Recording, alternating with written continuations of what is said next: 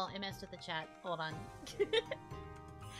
Anyways, Hanaki, did you know that our souls are connected by fate? What do you know? I'm Yuno Hanaki from Production Kawaii's Hanamizuki. And I still don't know how technology works. Aha, aha, aha. Hold on. I will save you. I will bring you out of the void. I'll get you out. It's okay. Everything's fine. Don't panic. I'll get you out.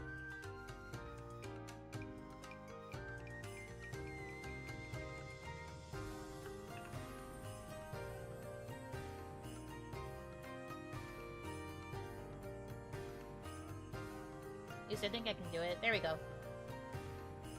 Okay. Oh, ham's slow? I should hope the ham is slow. That's scary. I don't like the thought of a fast ham. How's your day? It's good. I had a pretty okay nap. But it was one of those naps where I knew I was napping and I could sense when my alarm was going to go off. I don't really like those, but overall rest quality was okay. But yeah, so today is a Q&A stream. Remember when my initial plan was to do a Q&A like more often than this? And then I didn't. But today we are. Yes, that's fun. It's fun and cool, right? At least I'm making up for it now. Hint, hint. Okay.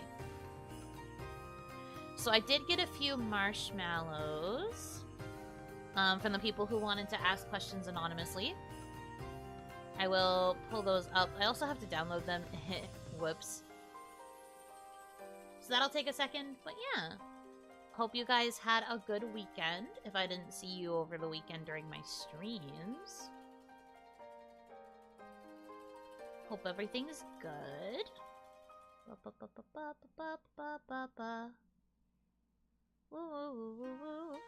Okay.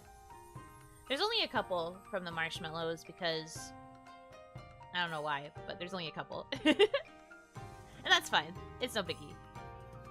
So I will save these into a specific folder so that I actually can find them. I have like a folder for marshmallows, but it's not particularly organized. I only just started organizing them by putting like the month and the year. That's on me. Okay. Send this one. Also have to download it. For those of you who are asking questions, you might not be able to see it because you're on mobile, but I did activate YouTube's Q&A feature. So at the top of the chat, you should see the Q&A like prompt thingy. If you click on that and submit your question there, it'll be a lot easier for me to keep up because it's like separated from the rest of chat. So if possible, I would prefer if you ask your questions in that spot. But if you can't see it, let me know. And I will just have to do my best. I simply will have to adjust, I suppose.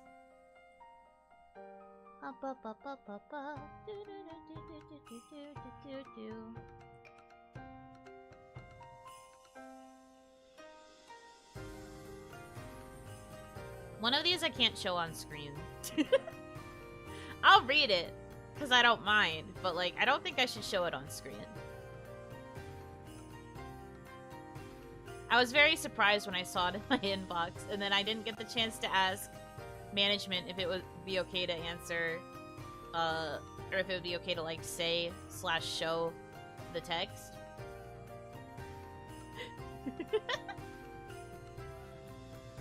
Really came out swinging with some of these questions, you guys. I love that for you, though. I love the candidness, let's say, the honesty. Okay, that was the last one. All right. Marshmallows gathered. Let's go, I guess. I guess I don't have to have chat popped out for this. I'll close you and put you back in. They put emojis in? No. No, it's not emojis. Part of me kind of wishes it was emojis, but it'd be like that. Anyway. Let's, start importing these. To the marshmallow folder, whee!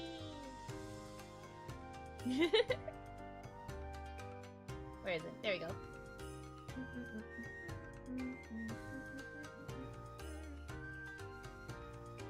Alright, in no particular order. First one. Bob. Have you ever thought about what you would want in a future outfit? Hairstyle, aesthetic, accessories, etc. Yes, I have. I don't know how much I want to share in the event that these things are able to become a reality. I don't want to, like, spoil the surprise. But also, I don't know if I can specifically say, but I'm a pretty far ways off from being able to get my points outfit.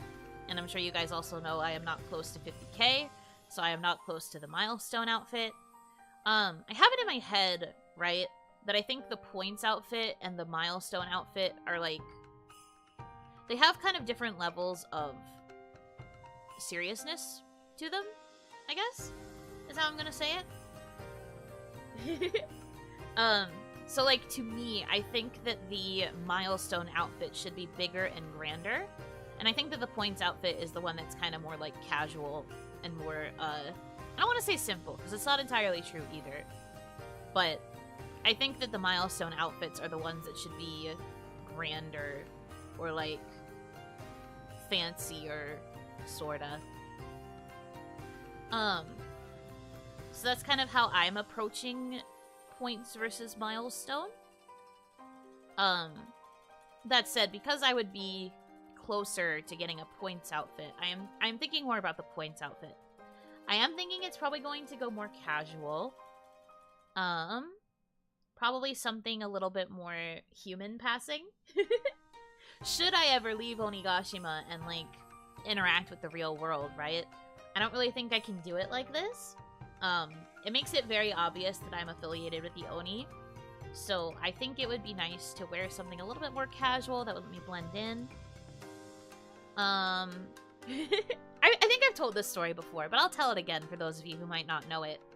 But, on debut day, actually, Nami DM'd me, at first to talk about Bustafellows. But we started talking about other stuff, and we talked about how green I am, and I mentioned that green wasn't even my favorite color, and that I prefer pink, and she was like, oh, actually, I think you would look really cute in pink. Maybe someday when you get a new outfit, you can, like, rebrand to being more pink. And I was like, oh, that would be the dream. But then she specifically brought up the idea of how I seemed very cottagecore. So, like, a cottagecore kind of outfit in, like, pretty pastel pinks and stuff. I think it would be nice to kind of play with the undertone in my hair as well. I know the fact that it's green is kind of, like, the primary, well, one of the many reasons that I am green. But I think it would be nice to change it to something else. If possible. It depends on, you know, the availability of mama and whether or not that is doable. Some mamas, I don't want to sound ungrateful, but some mamas can be a little bit, like, stuck in their own heads when it comes to what they want to see their children look like. So there's a chance that I wouldn't be able to change the light green undertone or things like that. But if I could, I would try it. One of the other colors I thought about too was like a pastel blue, like a baby blue undertone. So I guess it would still be like a cool color, but instead of green, it would be blue. I think a blue would look kind of pretty also. And then of course there's always my actual image color, which is pastel purple. I think as long as I could brand to something like kind of brighter, more like flowy and like cute and pastel, I think I would really like it. Red, you know? I don't know about red. Especially if Kaya never changes her red, I feel like we would be too matchy. I imagine Daisy Dukes would look good and show off your tattoo. Baby blue denim as well. Daisy Dukes, so like short shorts? Interesting. I don't know if I have enough of a butt to pull off Daisy Dukes. Royal blue, you know? That could also be pretty. My immediate thought was like blue and white, and then I was like, no, that's just Flynn, you know. We can't make everything about Flynn again.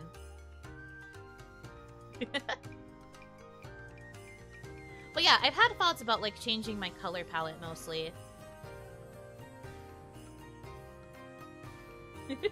Matching with Kaya is too L-wordy dubby. Yeah, I don't know if we could, I don't know if she would like that. I think she would be like, change your color right now.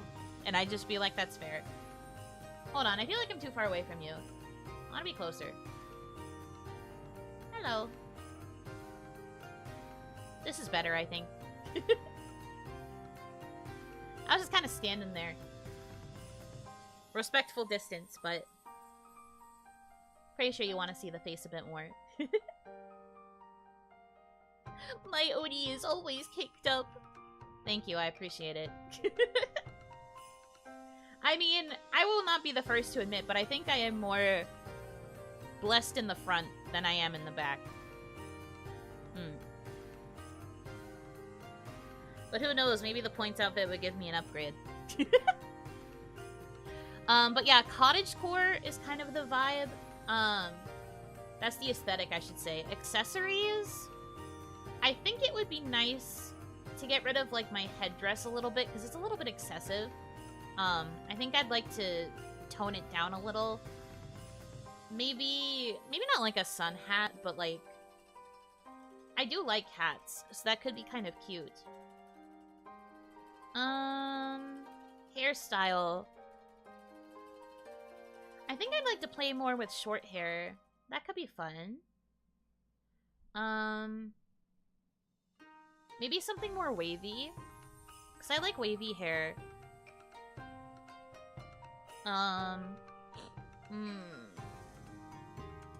Ponytail. Ponytail's also cute.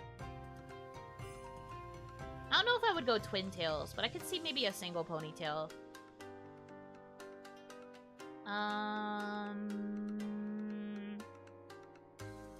kind of want overalls, too.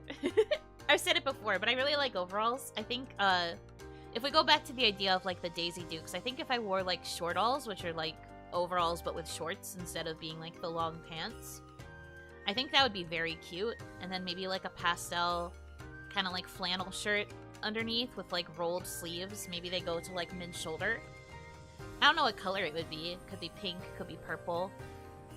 And then I think they'd be, like, light wash shortalls. So either, like, white denim or baby blue denim, like what was mentioned before. Maybe sandals instead of geta.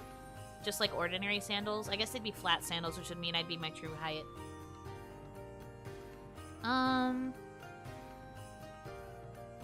But that's kind of, like...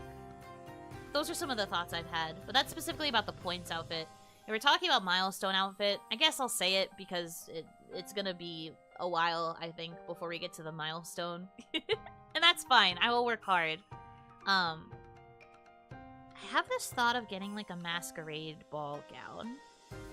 I really like Regency era stuff. And I think it would be kind of cool to get, like, a pretty poofy dress. But, like, specifically the accessory would be the masquerade mask. Something that would, like, cover my face and make me look super mysterious.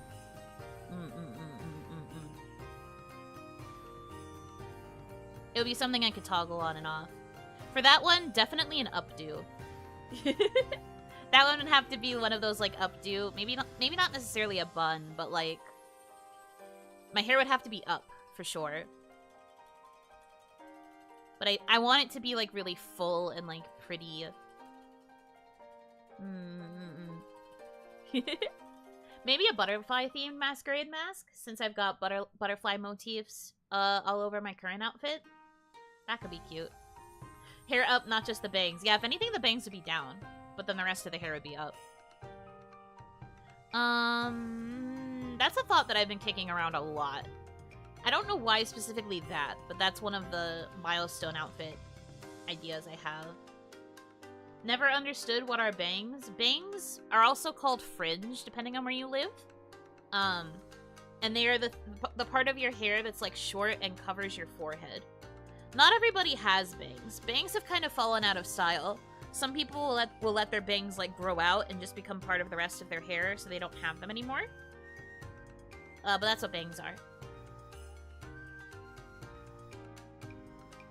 But with down bangs, how will I pray to the forehead? You'll get over it, is how. It's not like I don't have a forehead anymore once my bangs are down. Get over it. It's been more than 6 months since I've been here. I think we can move past the forehead obsession.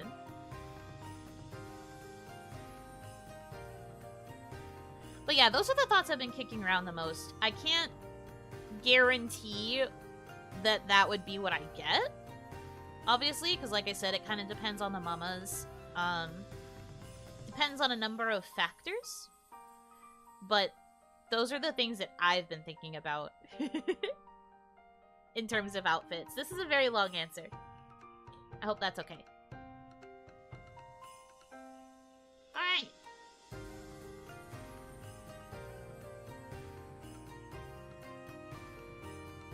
Let me get the next one. Oh, this is the one I can't show, I don't think. Okay. Has it really been 6 months? Yes. Isn't it shocking? We celebrated our 6-month anniversary like 2 weeks ago. Isn't that messed up? We're almost at 7 months, all things considered. Anyways.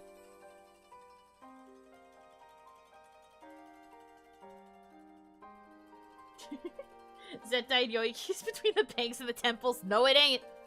The only lights guide you back to me. But it's say 5 month explain. I didn't have memberships open for the first month. That's your explanation. I didn't open memberships until a month later. Sounds fake. What the?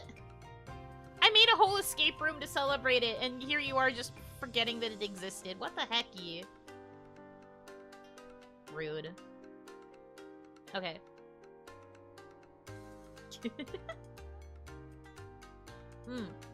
Alright, so I'm not showing this one on stream, but I will read the text. Well, I'm going to be censoring the part that I think that I can't say, but I think you'll know what was originally there. Okay? That's how we're gonna approach it. Because I think otherwise this question is a very valid one. I just think they went a little bit, overboard with the phrasing.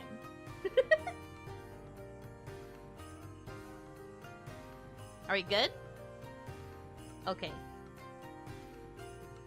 Hello, Yuno. I always wanted to ask this question. Maybe you could explain.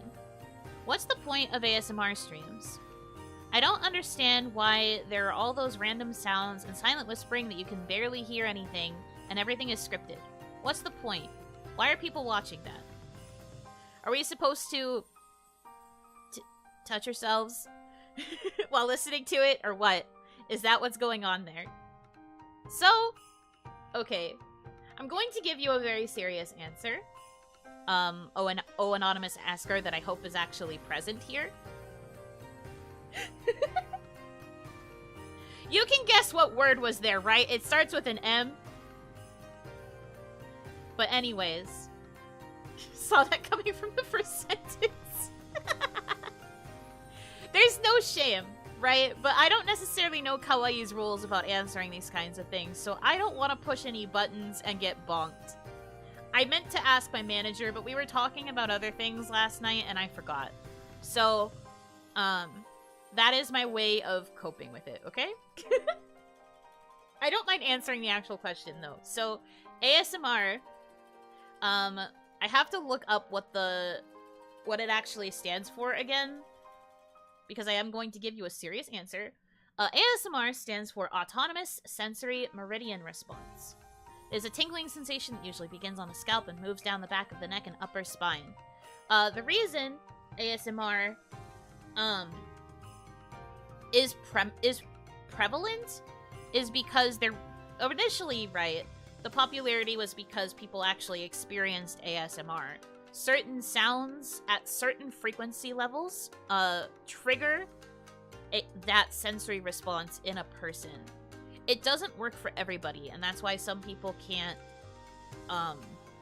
people don't react to it. It's because it just doesn't work for you. You don't have the meridian response. Basically, it feels like a tingling sensation, and it like kind of sends shivers down your spine when you hear. It could be anything from like a whispered voice to like a particular sound of like the bristles of a brush or other such things. Like those things give you that sensory response. ASMR streams started out that way as just like ways to trigger that response in people, because for a lot of people it makes them feel good. It was not intended to be sexual. I think also it wasn't really intended to become a roleplay thing either, but I think a lot of people just ended up using it as a more creative medium and then started coming up with like scripted content and like very formulaic ways of using those triggers to get those responses. For a lot of people, those sounds and that feeling of like the meridian response is very relaxing to them, and that's why those streams end up being very, very popular. And you know, I suppose there are also some people who receive more pleasure from it than others, but that's not what ASMR was intended to do. ASMR was intended to be a relaxation technique.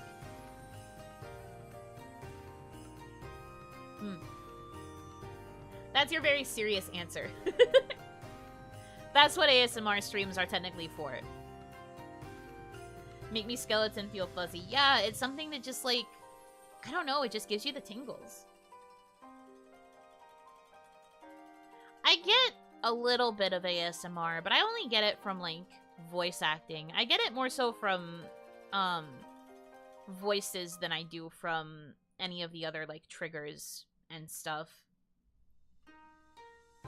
Most sensory triggers tend to give me the bad ick. I never get tingles. That's why for some people it's just like relaxing to hear somebody talk in a quiet tone for a long time. It's not necessarily something that triggers the meridian response, but it's something that can still be like soothing. From your favorite male voice actors, I'm looking away. I don't perceive. I don't perceive it. We're all good. We're all good here. But okay, that's the answer.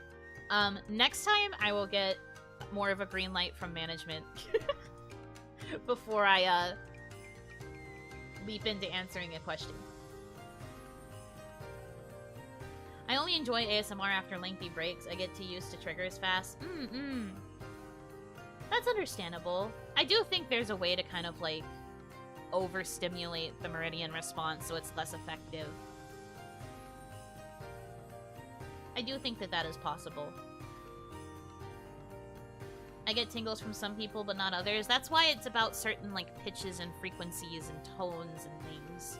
It's very dependent on the person in question. Like different people will have different ASMR responses.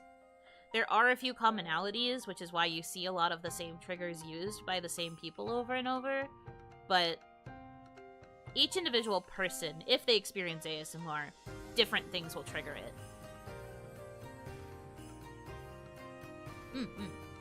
Okay.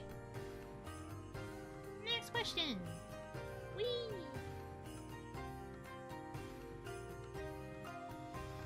Please tell me your favorite Pokemon, type, region, and piece of music. Okay! So, my favorite Pokemon, I've answered this before, is Skitty from, Gen 3. I really like Skitty. I love that they are easily distracted by shiny things. I like how they just kind of... They're very head empty, but they are small and they are cute. I like, the move assist was something that I really liked when I first played Ruby and Sapphire. I don't know why, but I thought that the move assist was really, really cool because it was a more... I guess because it was a more narrow pool metronome. Metronome, you could use literally any move. but assist was solely based on the Pokemon that were in your party.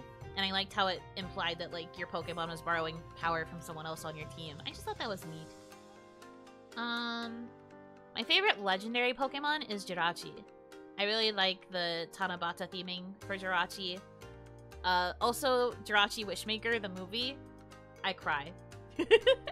That movie makes me sob, like a little baby. I love that movie.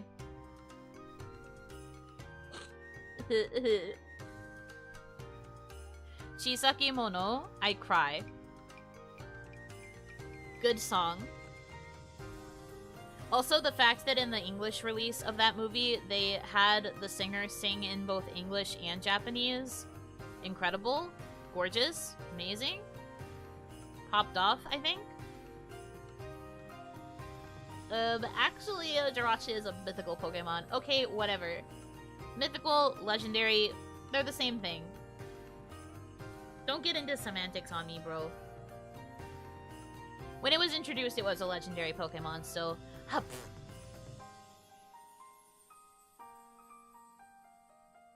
Favorite Pokemon type. This one's hard. I actually quite like normal types. I think if you twisted my arm, I would choose normal types. Not just because Skitty's normal type, but I think that normal type Pokemon are underrated, and they are also all very, like, they're usually, like, the very, like, fuzzy, animals, like the ones that are really nice and cute and cuddly. A lot of my favorite Pokemon from, like, each region tend to end up being normal type. Bidoof? Bidoof is cute! It's not, like, my favorite Pokemon in the whole wide world, but, like, he's a good guy. He's doing his best. I like Bidoof. So you prefer Nene? Hey, Nene is soft and cuddly and would probably definitely give good hugs. So, yeah. Yeah, I would. And what about it? Favorite region. I have answered this before. I think I have the most nostalgia towards Johto, because Johto was kind of the first region I, like, experienced from the beginning. I guess I could say that about Hoenn as well, but I think my actual favorite region is Alola. I really liked the vibes of Alola. The fact that it was, like, an island region, and that you were, like, hopping between all of the different areas on all the islands, and it was, like... The fact that it also didn't really have, like, gyms, I thought was really unique. It was a nice departure from the, like, gym formula. I know we technically still had island challenges, don't at me. But, like, the fact that they didn't specifically have gyms and that we were there to, like, establish the league, I thought that that was a really cool way to approach Pokemon. Because it meant that... Because it also means... I always see the Pokemon League as, like, a governing agency. Like, they're basically kind of like the Pokemon World government. And so to me, that made me feel like Alola wasn't, like, touched by the government, so to speak. Like, it felt a lot freer. It felt a lot more nature-focused that way. Whereas all of the other Pokemon regions have felt very industrial. This is a very deep, me rambling about Pokemon lore type answer. But that's why I like Alola. Alola-based? Yeah! Alola-based! I really liked Sun and Moon. Ultra Sun and Ultra Moon were also good. I know a lot of people are like, it's just the same game, they just put Ultra in front of it. No, it's not. It was not the same. I will fight you on that. Just got this government job because I battle good. Literally, though.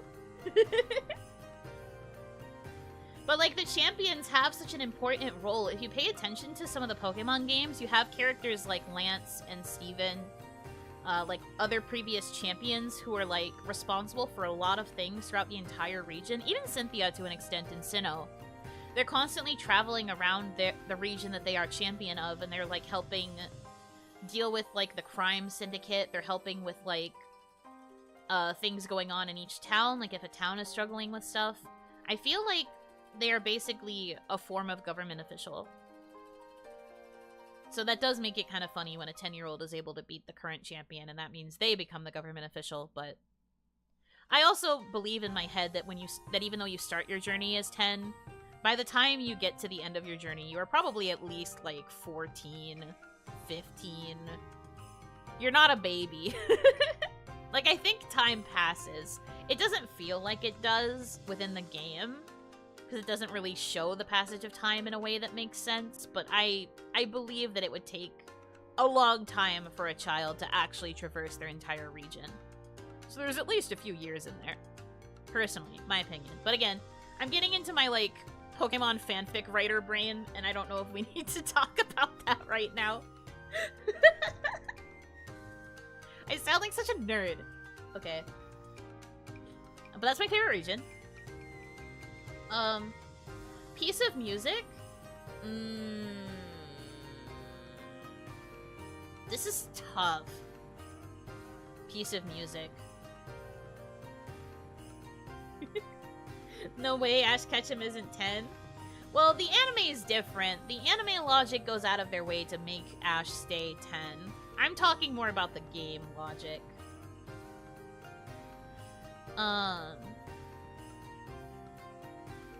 Favorite piece of music? It's probably one of the battle themes I'm thinking in my head.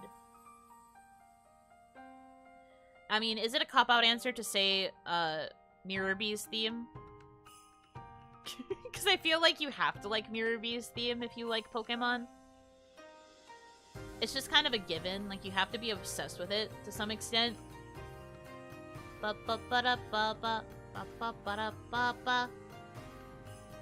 Very good theme. Which Mirror Bee theme? The first one.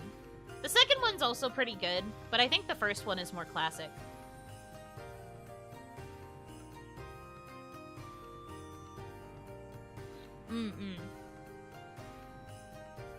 I like his theme in XD too, but you hear it less. I think the reason that the Coliseum theme is iconic is because Mirror Bee literally never leaves you alone. XD is my favorite. Oh, that's fair. Like I said, I do think it's a good theme. But I think the reason the OG one sticks out is because Mirror Bee is much more annoying in Coliseum than he is in XD. In XD, it's a lot harder to encounter him. You have to, like, go out of your way to do it. He's a rogue little guy. Okay. Next marshmallow.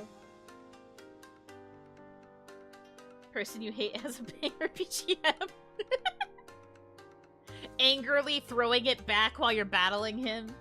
There was one time I was battling his two freaking Ludicolo in normal Coliseum, and I remember it took me like 2 hours, so I was stuck listening to the theme for like 2 hours. This is when I was a kid, and I wasn't as good at playing Pokemon, mind you.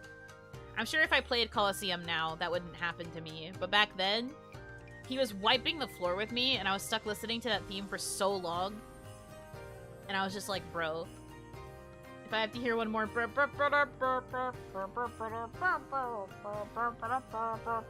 I was going insane. Baby me getting angry at my GameCube. Ludicolo Prison. One of my best friends had a semi-competitive Pokemon team that was water-focused because that's his favorite type. He loves water-type Pokemon. And he has a Ludicolo that's like an actual monster. I have fought his team before, and I hate that freaking Ludicolo. Ludicolo, do not underestimate that guy. He can do some damage. He's scary. Man. Ludicolo terrifies me, bro. Anyway. Next marshmallow.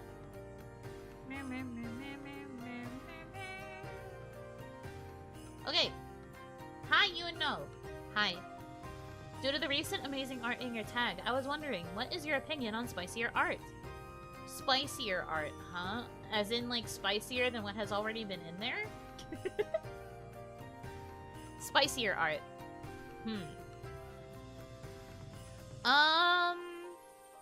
I think I have the same stance on this that I did when people were first asking about spicy art. If you want to draw spicier, that's great. I'm all for it. You just have to be mindful of what you put in the tag. I think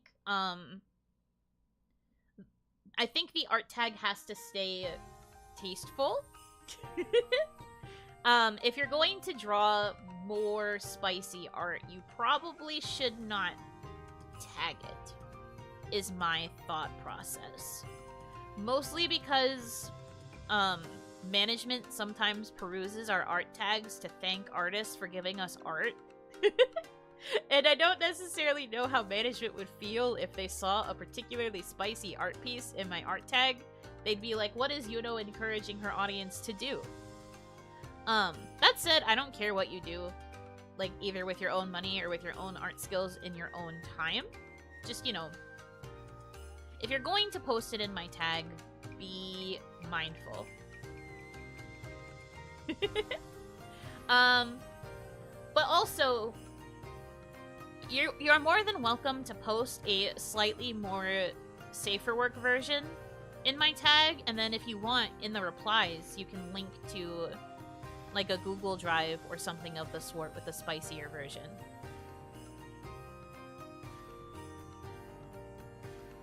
That is my answer. It's more dependent on what you put in the tag. Is it okay if the image is AI generated? I would prefer you not put AI art in my tags because I do want to use some of this art for thumbnails and for like other such things, and I don't support AI art. So I would prefer you not, or if you are going to put it, well, no. Generally, I don't want you to put it. I will actually be kind of annoyed if you put it in there. But also, please do not pretend that it's actual art. Because it's not. AI art is different. I was about to say, if you were going to put it, I guess just mention that it's AI, but I realized I don't even care. Just don't post AI art at all, please. Preferably. Preferably. Because I don't support it. And I don't really like it.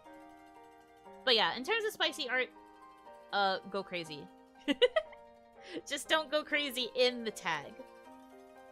Post a version that's a little bit safer to the eye if you want to tag me in it. And then in the replies, you could be like, here's the spicier version. And then it can be up to me to click on it, you know? That's between me and God. That's between me and God. Basically, if you have seen other kawaii girls like or retweet art that is a certain level of spicy, that is probably the level that I will accept in terms of, like, public in my tag content. Any spicier, that's between me and the Lord. But feel free to link it in the replies, because management probably won't check the replies. Anyways. There you go. Hope that is a satisfactory answer. This one's a bit of a long boy. See? Long boy. She once liked something hella spicy. Well, see, the problem is that it only happened the one time, right? I think we have more strict rules against that now, especially because Twitter has made it so that, sometimes our likes will be broadcast to people that follow us. So you have to be a lot more careful with what you're liking.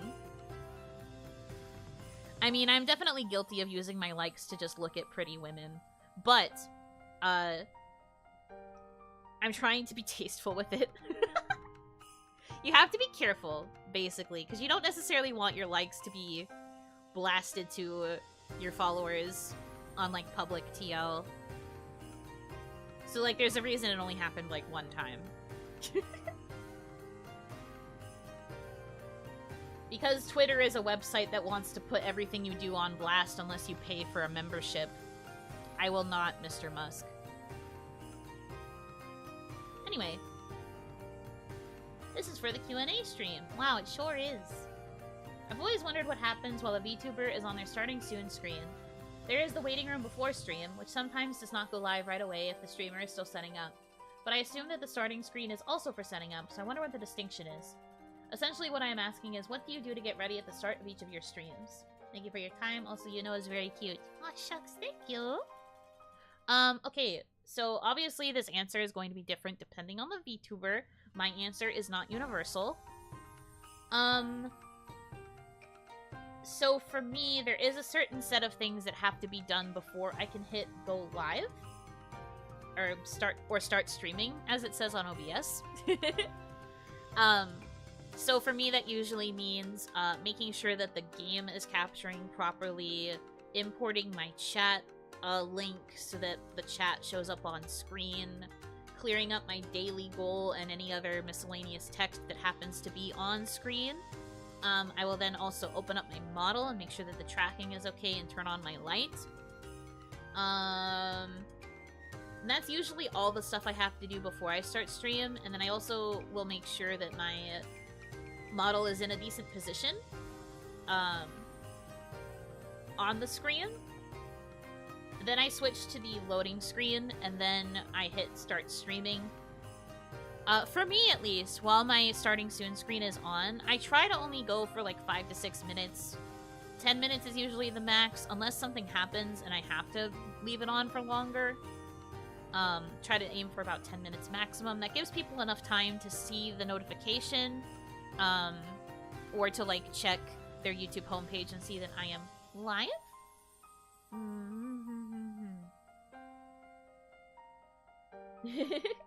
I think it's also a way to deter the YouTube bots from demonetizing you for the first few minutes if you made it mad. Kind of. Admittedly, there are some people who specifically make their wait time be that long because I don't know if this is still true.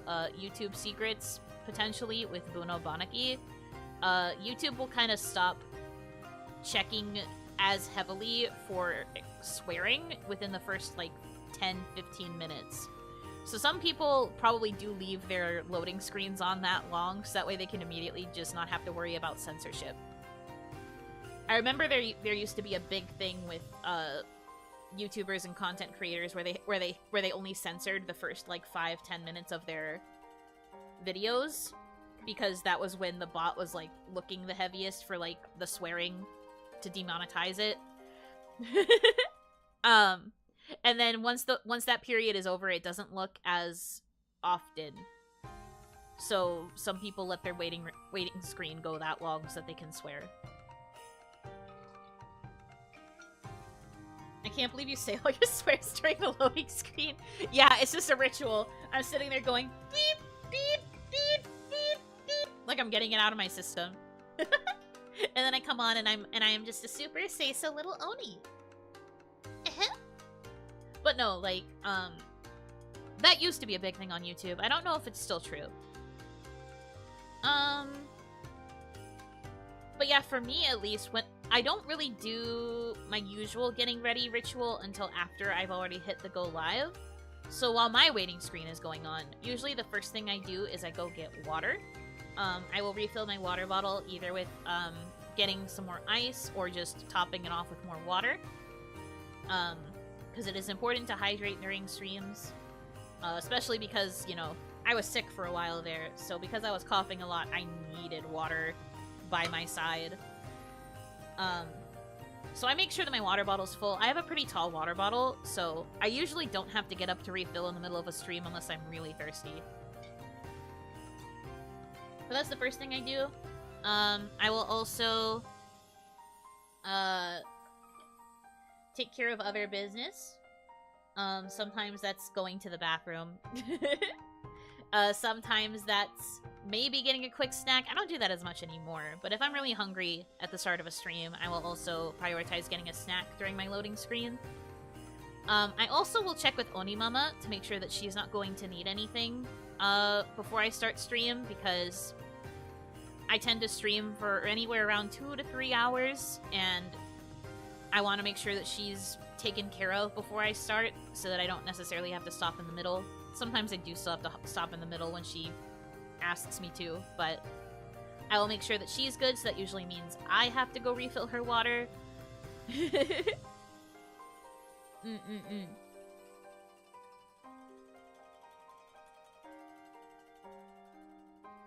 Yeah, so that's kind of what I do. This is also the period of time in which I will post my tweet, my going live tweet. I should probably also start posting on like my community tab and things like that too, but that's also kind of the like letting everybody know I'm live, period.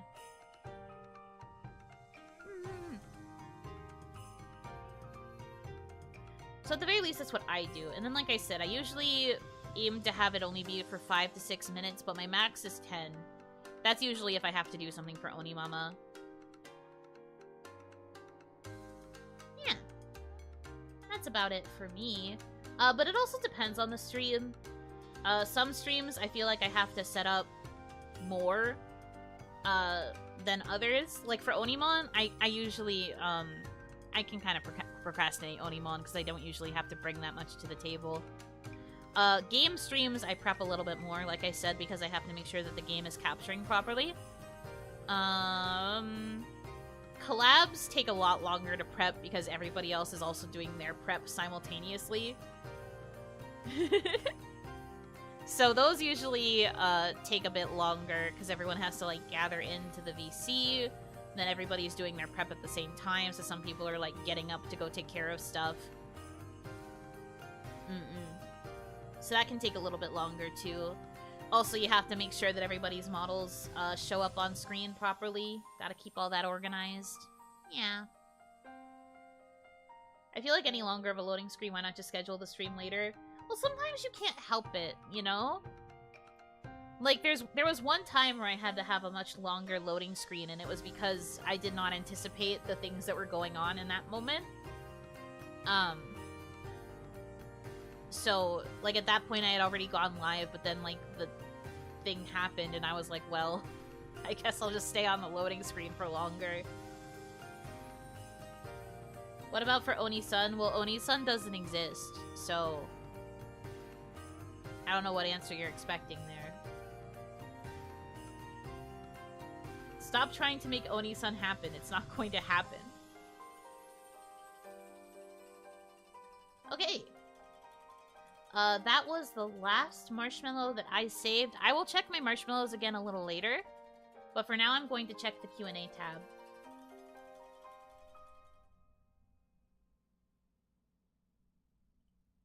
Thank you for the answer. Very interesting. Yeah, of course. How about you say stream at 3 p.m. but start the stream at 2:30 with a 30-minute loading screen? Well, that's just kind of excessive. I feel like that's a bit too excessive. Because, like, if you start too early, people are going to be like, oh boy, a stream! Because they're going to get the notification, but then if they're stuck waiting for, like, 30 minutes, they're not going to want to stick around for the actual stream. Your loading screen should not be longer than 10 minutes if you can help it.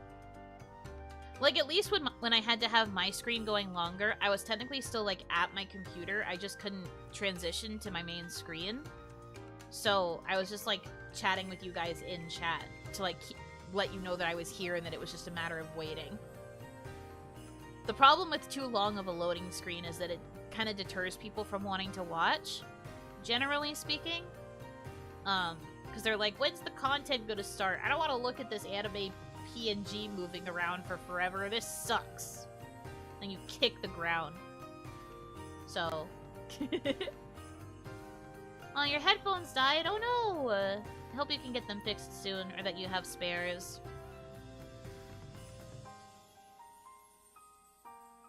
Just incorporate Subway Surfers into your loading screen? No, I don't want to get bonked. I do not wish to get bugged. Why do you wish this for me? Anyway.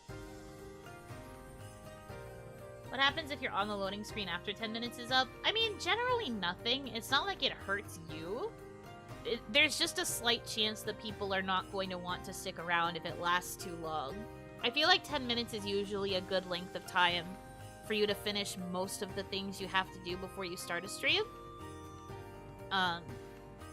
Generally. But there are exceptions, obviously. And, like, for some people it does work out. For others, it doesn't. Just blast Yuno on stream who needs headphones. Maybe don't blast, especially if you're in public, but I appreciate the vibes. Alright, let's go to the Q&A tab. Beep, beep, beep, beep, beep, beep, beep. I don't want to end. I want to see the Q&A. There we go.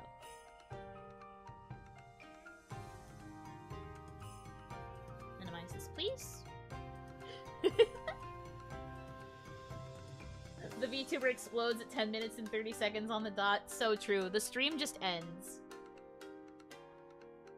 You know I'm pulled up to the function when you hear that you know our souls are connected by fate. We are seated and ready by the time we hear it. Okay.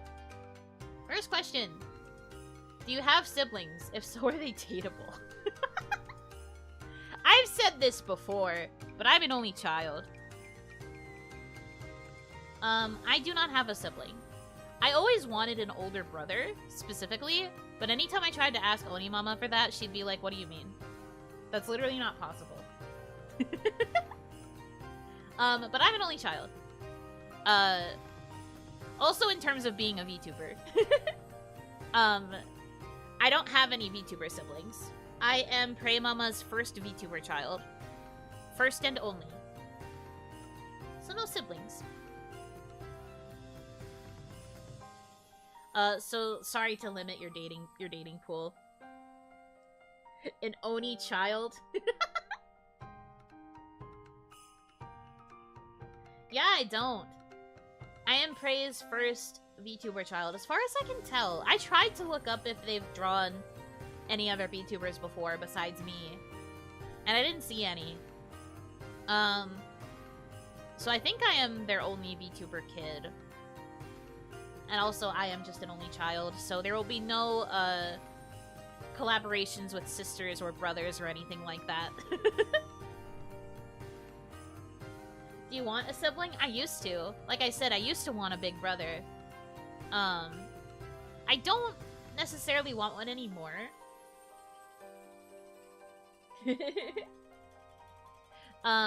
So I'm just kind of sitting here. Honestly, I think my personality is better suited to being an only child. I think if I had to actually fight for attention from OniMama with somebody else, I think it would have been a disaster. You have half-siblings on the Rigging Papa side? I guess, but none of them treat me like that. A half-sibling connection doesn't really count. Also, while my Rigging Papa did promote me, none of my Rig siblings follow me. So there's that. Even my half-siblings. I'm just... Yuno is just, alone, and that is okay.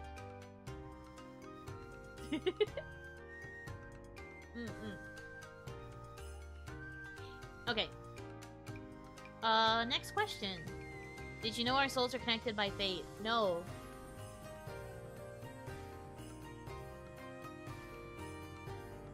Besides your very cute wiggles, what do you think is your best feature or charm point? Arguably, charm point is probably the forehead. I've said it before, but management actually has told me before that they think that my design is very unique among the VTuber sphere because I have the exposed forehead and because I have the thigh tattoo. Those are the two things that management thinks are my charm points. I am inclined to agree. Not a lot of VTubers have the pinned up bangs and like the exposed forehead. I personally think that the thigh tattoo is the bigger charm point, but technically, since you don't see the tattoo as much because you only see me stream from the top up, I guess it would be the forehead.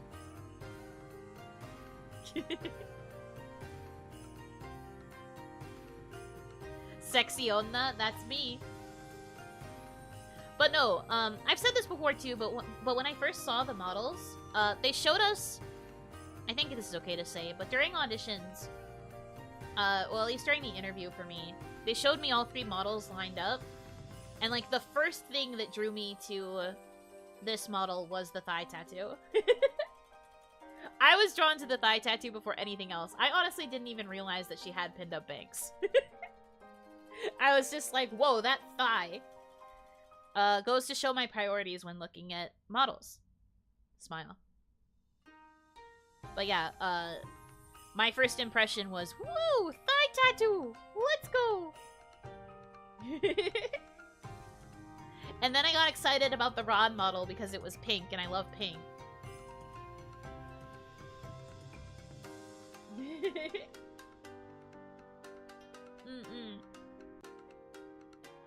You know, said legs? No, literally though. I was like, legs?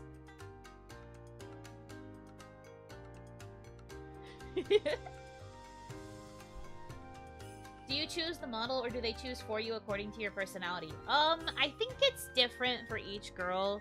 My answer is not universal, I do not believe. But I remember when I had the meeting where they told me that I got in, I remember the person I was talking to in management was like, hold on, I have to see what character you got. And then they were quiet for like almost 5 minutes because they were checking their documents, and in my head I was like, which one is it? Why are you taking so long? Which one is it? I was in such suspense, and then they were like, ah, yeah, you're Yuno. And I was like, oh, okay, sick.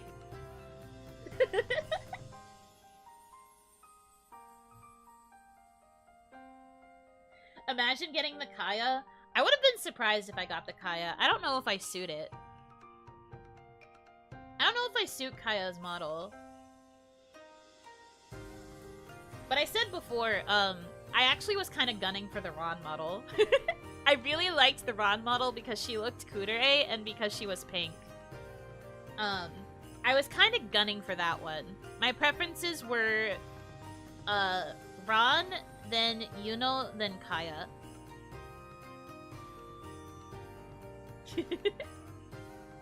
Sorry, our mistake, we called the wrong person. I would have been devastated. I think that just would have been the end. I probably would have never done anything with content creation ever again. I would have just been like, okay, that's fine. And then I would have left the call, and then I just never would have appeared on the internet ever.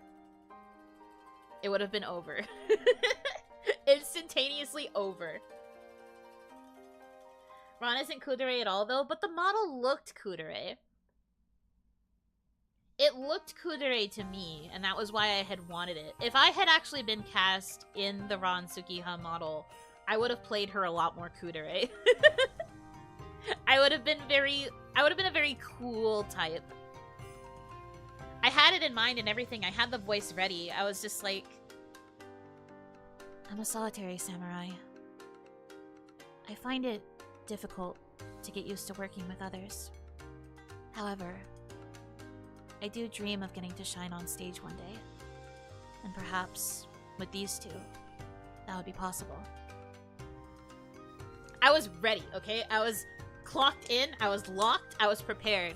And then they gave me Yuno, and I was like, that works too.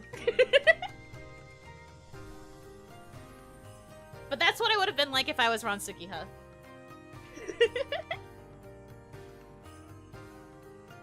I was locked in. I was ready. IDK if we'd have bought it. I mean, would I have been able to maintain it for the entirety of my streaming career? Maybe so. I wouldn't have nearly as many jokes thrown at me if I wasn't Yuno, right? I think I could have kept it up.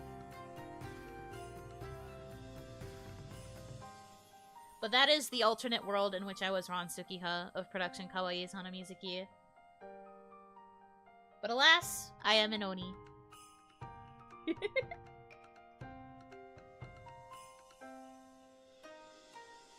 I'm quite happy with this model too, though. I feel like I just got a peek into an alternate timeline. You really did! You'd still become the Tsukomi? Hey, that's still fine. I would have just been a more strict Tsukomi. But in the end, I still feel like this was an okay choice for me. They had asked me my preferences, and I said that I really wanted the Ron model, but I also really liked the Yuno one. And their response was, oh, you'd actually be really good for Yuno.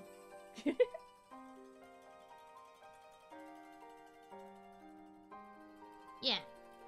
Okay. So how was that answer?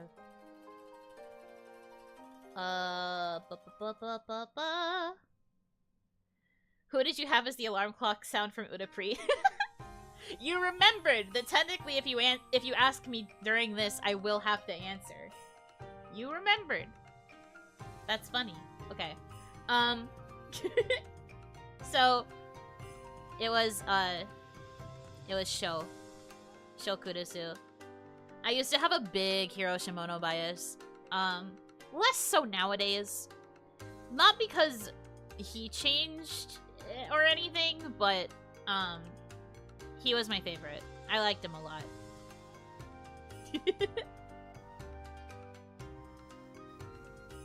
There's your freaking answer. Okay. Might I inquire why you are so cute? Because I work for a company called Production Kawaii. I feel like if you are not cute to some extent or another, that it doesn't really make sense for you to be here. The blonde guy? There's multiple blonde guys in Udapri. That doesn't narrow it down. But the short one. He's the short one. The shorter one in the group.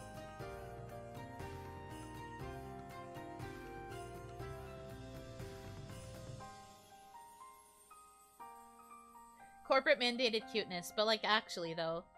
I feel like there has to be a certain type of cuteness that you can bring to the table in order to be here.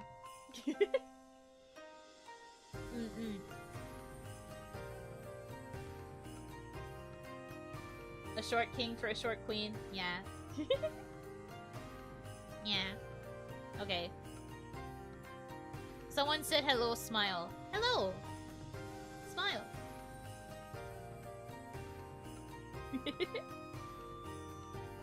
Will you marry me? No. What's your favorite food?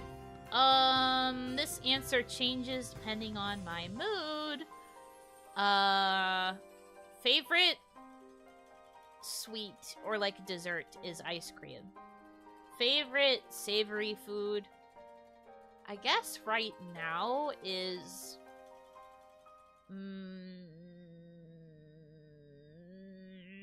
burgers, I guess. I'm always craving a burger. I've been eating a lot of chicken lately, so I think I'm just craving red meat because I've been eating a lot of white meat.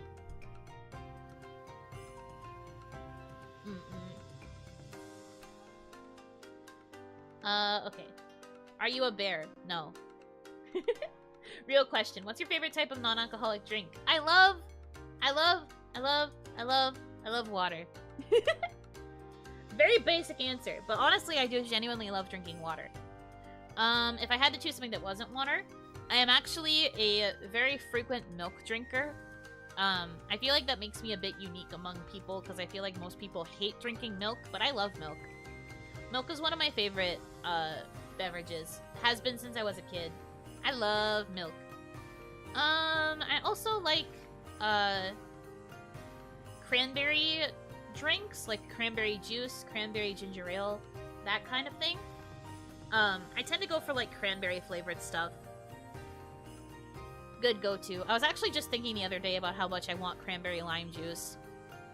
Ugh, that sounds so good.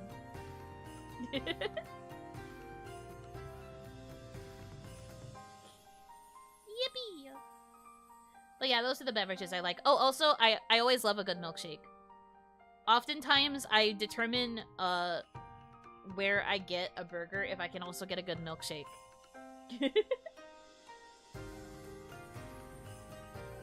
Sprite cranberry, my beloved. You want a Sprite cranberry?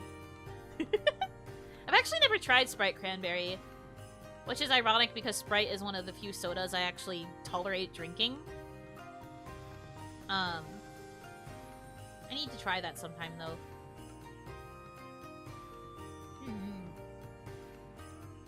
Okay. Do you like chili?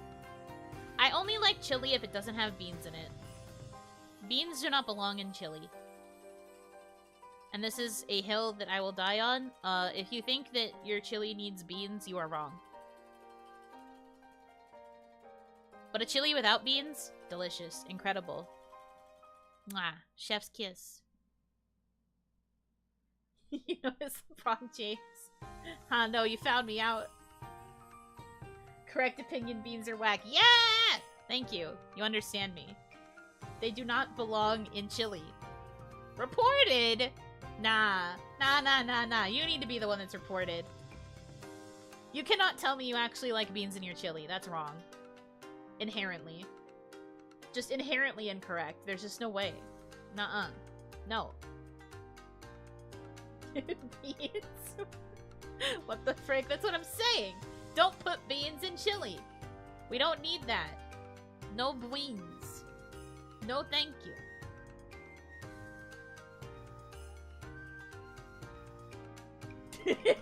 Beans don't belong in chili. Is this your hero? Yes. I am the people's champion. I'm sorry I'm sorry you have a wrong opinion. I'm sorry you're just not correct inherently.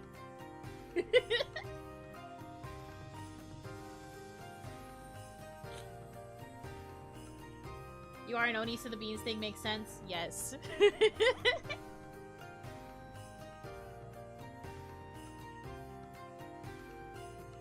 Bean and chili is only if the chili is the entree. If it's a condiment, no beans. I don't agree with this take. Beans don't belong in it at all.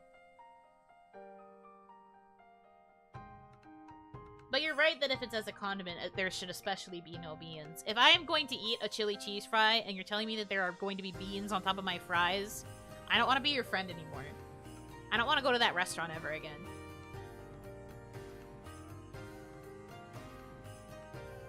I used to hate beans and chili, but lately I'm alright with them. No, they're converting you. Don't go to the dark side. You're allowed to eat your chili wrong. Shut up.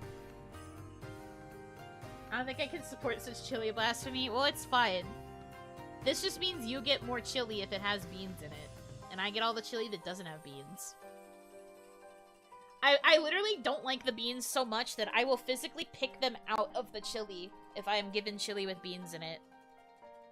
I will physically remove them. I will spend the time to take them out with my spoon and like put them in a separate dish and give them to somebody else who likes beans. That's how much I do not like them. Why remove them? Just eat around the beans? No, because that means there could be a stray bean. You have to get it out because chili is like a goop, you know?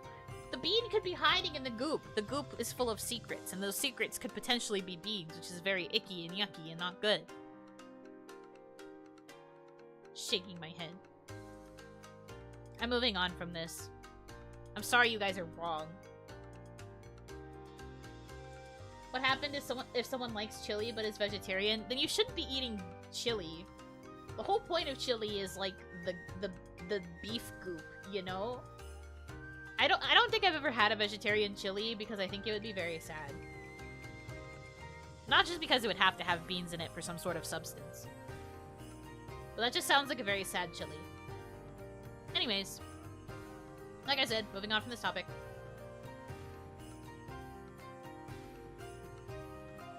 What makes a good veggie salad?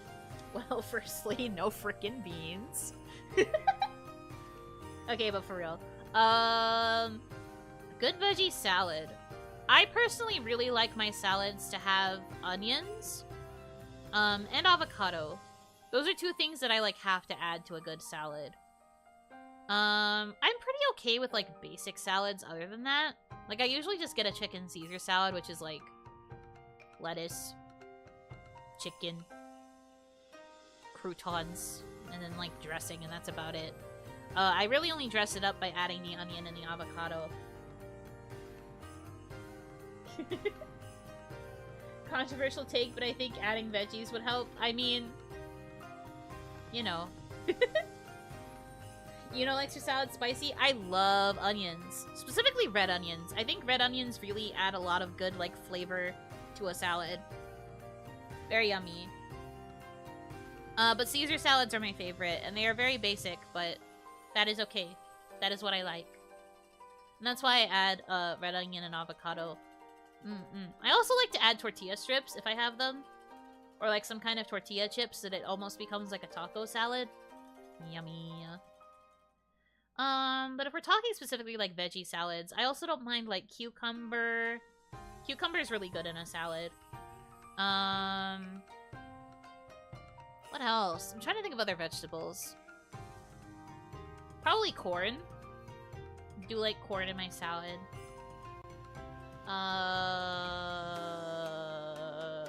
What else? I don't know. Nuts, apples. Maybe nuts. Not always, though. They're a bit too crunchy for the texture. Apples. Not with avocado. Not with onions, either. I don't think I would like the taste of an apple with onion. Egg. Maybe not egg. Because, like, most of the eggs that are put in salads are hard-boiled, and I don't really like hard-boiled eggs. For me, eggs have to be, like, half-boiled or soft-boiled in order to be yummy. I don't really like hard-boiled eggs. This is how you construct a trash salad. I am an expert on this. Oh, right, you had a really bad salad the other night, didn't you? Cheese? Oh, yeah, shredded Parmesan. I don't usually add any extra cheese, despite being a cheese lover. But, like, some good shredded Parm on top. Yummy. Or I guess not shredded, grated. Wasted a whole head of lettuce. No, that sucks. Not the whole head.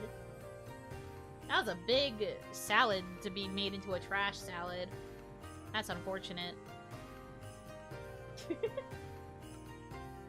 I thought I was cooking. Okay, well, if you were cooking the salad, then that clearly means that you were not cooking. You're not supposed to cook salad, you silly. Anyway. But I guess that's my answer. I don't know if that was technically what you were looking for, but that is what I like on a salad. Ever heard of grilled salads? No. And I don't want to ask. Raw salad? Shut up! Salad is supposed to be raw! What are you talking about? I hate this place. Anyway. Are you the type of person to binge watch the whole show, or can you wait a week to watch? I used to be patient. I actually used to be very on top of seasonal anime. And I would pay attention, like, okay, so on Mondays, these two shows air. On Tuesday, I have this episode. On Wednesday, I have 3 things. And I would be really good at paying attention to what aired each day of the week. And I would pay attention to weekly releases. This was particularly, like, a big thing when I was still in school. Not so anymore.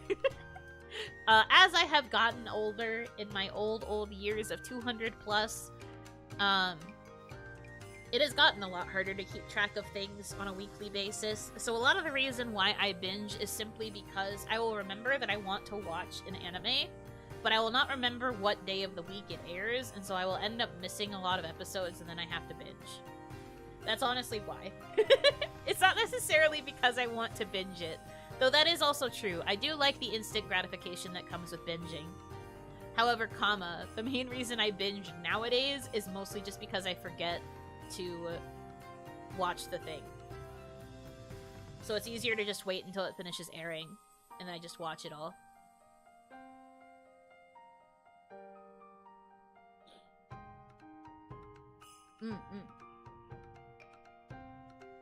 But technically speaking, if I could reliably remember what day of the week the episode airs, I would be able to watch every week. I also do the thing where I forget about a week release and then have to catch up. I shake your hand. There's a reason why my watch-alongs have been for things that have already finished airing. I think if we tried to keep up with something that was, like, currently airing, we would all be for gore all the time. So, it has worked out for us this way. Okay. The more you take, the more you leave behind. What am I? The more you take, the more you leave behind.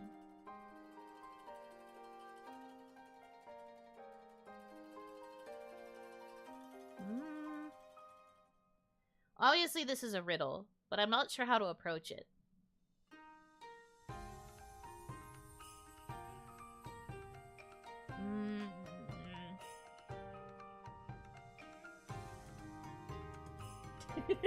A baby? What do you mean? You think you know this one? I feel like it's something abstract. In my head, I was like, love? But I don't know if that's entirely true. Time? I don't know if you leave that behind, though. It's my default riddle answer. How many riddles have you had to solve in your life where the answer was baby? That's my question. What informed this decision? Footsteps! Oh, you know what? That makes sense. Footsteps would be a good answer. Let's just say I'm not getting past the Sphinx. I mean, at least you're honest about it. That's fair.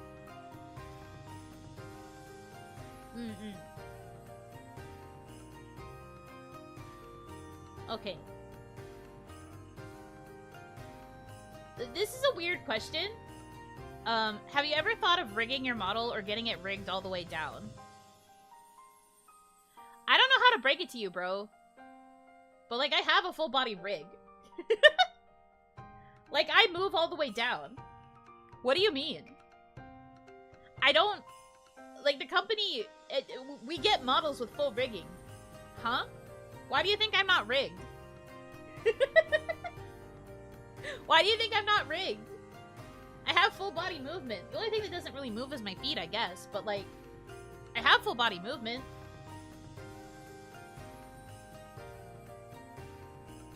Like, huh?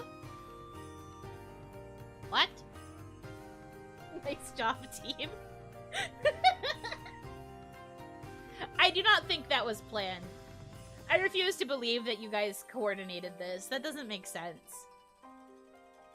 Good job, lads. Okay, whatever. But no, like, I have full body rigging. I don't know how you could think I don't. Is it just because I'm zoomed in all the time? I guess so. Wiggle, wiggle, wiggle. But yes, I have a full body rig. I move. I'm schmovin'. But also, like, even if I wasn't, I can't control that. It is based on the company, because the company is the ones that handle the production of our models. So if I wanted to get additional rigging, well, I guess technically that is something I could get with my kawaii points. But I think it's a lot easier to just wait for the new outfit. I honestly am not sure if I would use my points for anything else. Because with the new outfit, you technically get new rigging. Technically. Anyways.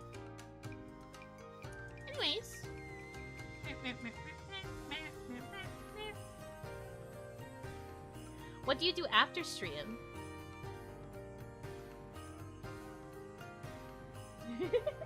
But consider this rigging all the way down. You mean like to my feet so that I could do steppies? Is that what you want? Do you want steppies? Are you wanting steppies? Are you wanting little tappy taps with my little feet?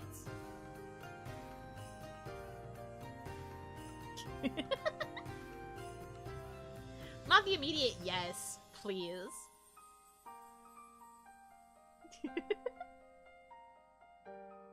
If I say yes, I am weak. If I say yes, I am weak.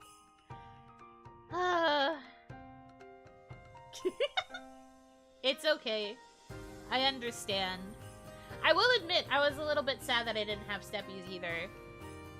Because Kaya was like, I have steppies! And I was like, what? You get steppies? Must be nice. I mean, I've said before, though, moving around in these geta is actually a pain in the ass, so I think having steppies would be unrealistic. If I had actual steppies, I think it would just be my legs wobbling and falling over because walking in these is impossible. Company glued your feet to the floor. I am cursed to wiggle upon the geta, and I cannot move them. But maybe with the new outfit, when I have shoes that are actually walkable, maybe then I will get steppies. Maybe then I will receive. For now, though, no steppies.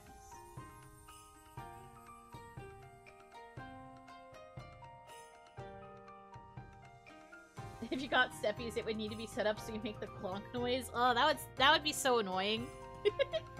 Cause like every time I wiggle, my feet would move. Cause that's usually how they get rigged. So every time I do a wiggle, you just hear the clop, clop, clop, clop, and that would be annoying as hell. I would go insane. So maybe not. Okay, what was I answering? Right, what do you do after stream?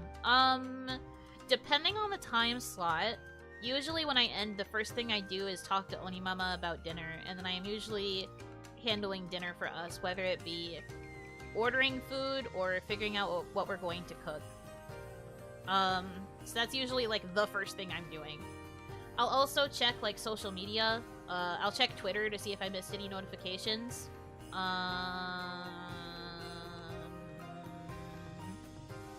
But I'm usually focused on making dinner right after stream.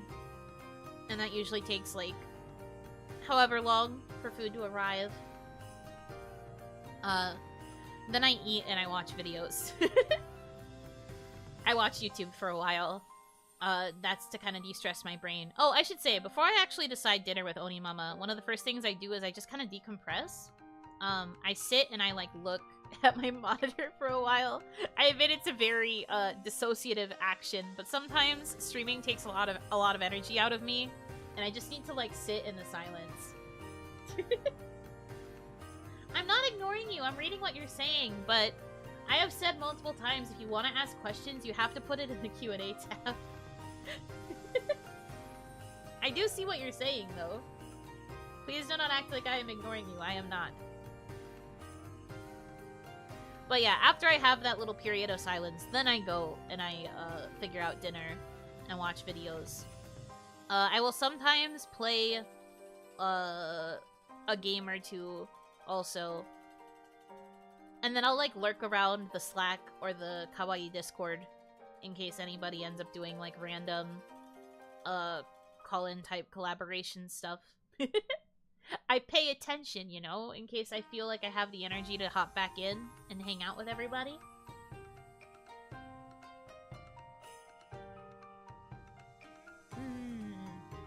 But that's kind of what I do. That's usually the... I don't want to call it a routine, but that's usually kind of how it goes. Hi, welcome in. Hope you're having a good time, Zoe. Okay. Next question. Do you play Mahjong? No, I do not. I apologize.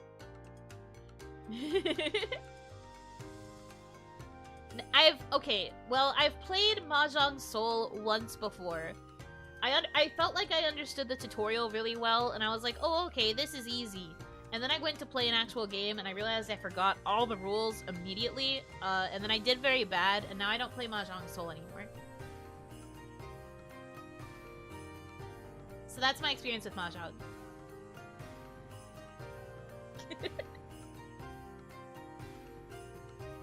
So after that, never played it. Yeah. Mahjong is hard for my pea brain? Yeah. Nobody gets the tutorial for Mahjong. It's hard to learn but easy to master. I guess so. Mana. I don't understand this question. It says, how many times did you done all that? Now you mentioned it. I don't know. I don't remember what this was referencing, because this was asked, like, 40 minutes ago.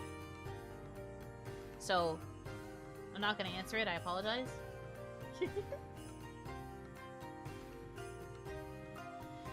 Okay. What's your relationship with other Japanese yokai? You would have to be more specific.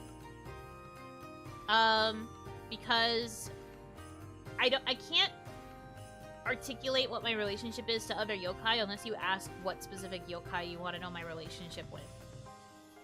But being on Onigashima, all the yokai are kind of in their own, like, clans. And even among the Oni are split among different clans as well. So there's a lot of, like, complicated relations. Complicated entanglements, as it were. So I can't really give you a concrete answer unless you can specifically ask about a yokai. If you could have any other kawaii model other than Ron's, who would it be? I think this is okay to say. Because we're, like, a little bit into their presence now. But, when I auditioned, one of the promotional images, that was advertising the auditions had... I think the two models that were on it were Nanos and Tomoe's. I was kind of gunning for Nanos. Granted, those were silhouettes. So then, ironically, when I was in the interview and they were showing me the models and they were like, which of these appeals to you? In my head, I was like, why are none of these the ones that were on the promotional image? I was like, that's a bit strange, but okay. I guess these are the only ones that they have left. Like, I assumed that the other ones had already gotten picked up. I didn't realize that we were going to be a group of 3 at that point. So I was like, oh, okay. But in my head, I had thought that, my vibe probably best suited the... Well, I just kind of called her the cat girl, because I wasn't sure... Actually, I think I called her Cyber Cat. I was like, I think I kind of vibe most with Cyber Cat, but it's weird that she's not one of the options here. The only options for me were the Hanamizuki models. So, when I auditioned, I was thinking about, I guess, the model that became Navina Nova. I had been thinking about that one as the one that I would get. And then when I saw the Hanamizuki models, I was like, oh, okay, I guess of these I probably would choose Ron. In terms of, like, the other models, like, if it was not, like, the ones that were in the audition pool, I think I probably would have chosen, I'm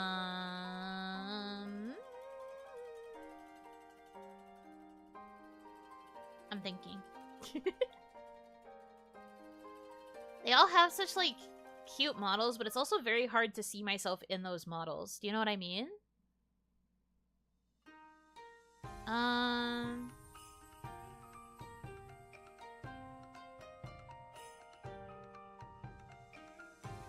Honestly, Lua's model is really pretty.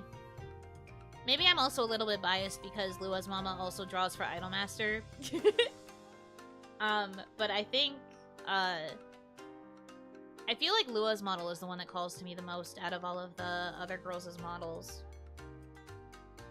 I don't know if I would have suited Lua, though. I don't know if I could see myself as Lua.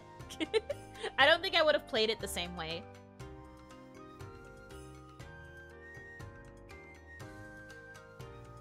Okay, next question. Do you have a bangs alt? Not on this model. On my 6-month anniversary chibi model, I do have a bangs toggle. I can put my bangs down. But not on this one. This one doesn't have that toggle. I think you have had about 150 streams so far. Really? That's a lot of streams. Wow. Let me check. That doesn't feel correct to me. That's a lot of streams. Well, I have 200 videos. 207 videos. Are 150 of those streams? I guess they are. Because I assume the videos counts, like, other videos that were posted on my channel and then also shorts. So I guess 150 of those are streams. I will choose to believe that you are correct. I will choose to believe that that's true because I don't have the time to sit here and count. Do any stand out as your favorite? Is there one you are especially proud of? Stand out as my favorite. What daily streams does to a channel.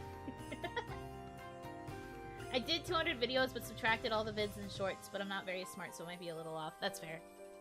Understandable.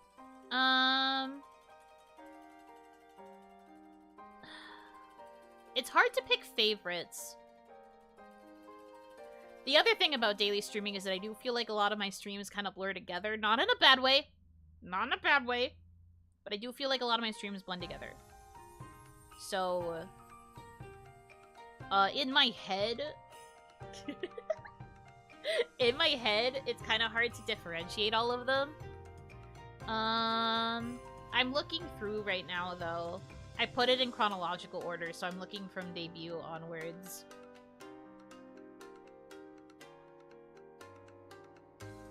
I think in terms of ones I'm proud of, I do think that my membership opening stream, even if it wasn't the most advanced thing in the universe, I do think I did a pretty good job with that. Considering, I was kind of... I shouldn't say that. I think I did a good job on that because I was, trying to make it interesting. I wanted to make it entertaining. I wanted to make it feel like an event. I think I am pretty proud of the work I did for that one because of that. Any other streams I'm proud of? I mean, my birthday stream was very, very memorable. That's not necessarily a pride thing, but that's just like a memorability thing. But I really liked that. I really liked that, though.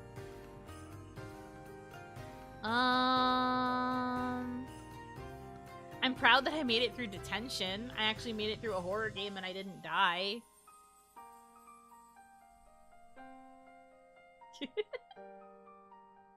So the detention stream, I think, was also pretty good. And then I was also able to analyze it. That was the first Notebook stream. That was fun, too. I think that would be my answer. I know that was multiple answers, but that's kind of, like, the thing going on in my brain. Yeah. What's your favorite uncommon fruit? I've been enjoying figs lately. Figs are a good answer. I love Fig Newtons. Uncommon fruit. What counts as an uncommon fruit? Because technically I don't think cranberries are super common, but I love cranberry stuff. So I guess cranberries? I honestly don't eat enough fruit. Of the main food groups, I was about to say fruit groups, that's not correct. Of the main food groups, I feel like I don't eat enough fruit in general. So I don't really go out of my way to eat uncommon fruit. Much less common fruit, also. It's hard to choose my favorite Yuno stream. There's the New Year celebration. That was very special to me. Your Symphonia streams, and recently Transistor and the Color one. Thank you. It makes me happy to hear. I'm glad you liked the New Year stream, too. That was my second ever Endurance stream. Christmas with Yuno definitely saved my poor little heart. Aw, I'm glad to hear it. I wasn't doing anything on Christmas anyway, so it was nice to spend it with you guys. Looking forward to doing it again this year too, of course.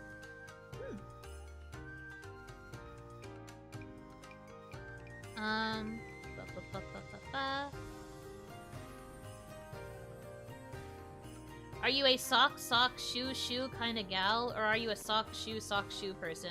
Sock, shoe, shoe. I have never done sock, shoe. That is just bizarre. I mean, power to the people who do it, I guess, but it just makes sense to do both socks and then both shoes. I've never thought about doing it the other way.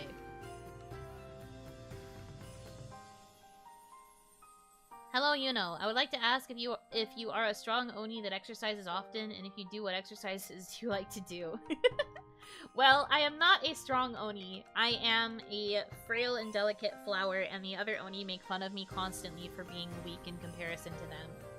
That is the curse of being a half Oni, is that I have primarily human strength, and even then, my human strength is that of a dainty little girl. So I'm not very strong. But in terms of exercises I like to do, I really like yoga. I am a big advocate for yoga.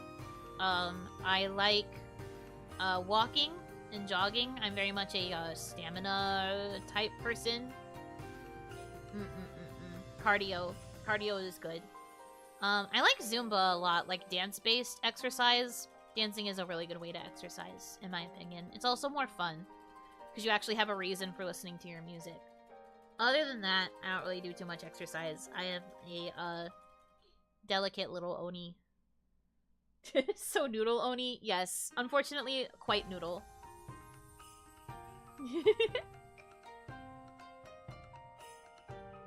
Can we expect your reference in the new anime My Oni Girl? Are you asking if the anime is going to talk about me?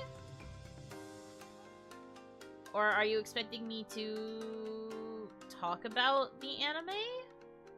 I've seen it. I've seen the trailer for it. It does look very, very cute. I will probably watch it.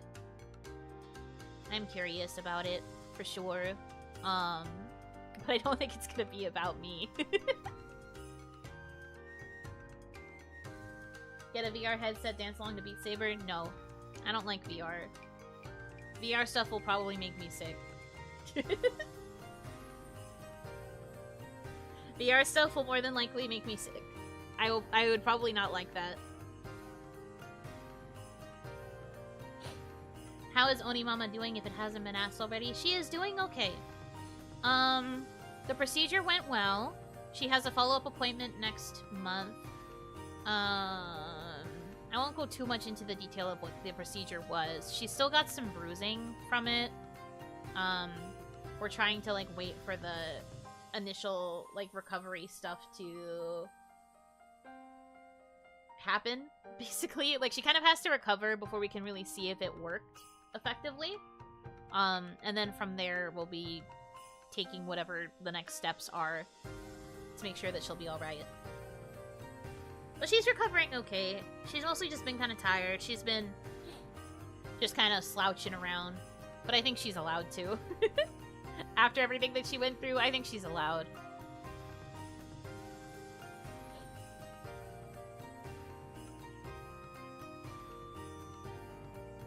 They have to see how she responds to the surgery. Yeah, we have to make sure that it actually, like, did what it was supposed to do.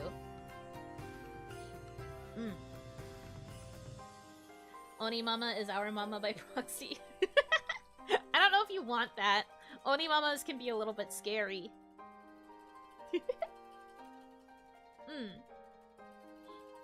Okay. When, not if, you get your new box, what will be the first thing you buy for it? I want a new desk. Actually, that's wrong. The first thing I'm going to buy is a new bed. I have 2 big furniture things I have to buy when I get a new place. Recently started to watch you. Does the stick in your hair go straight through your head? No, it goes through my hair.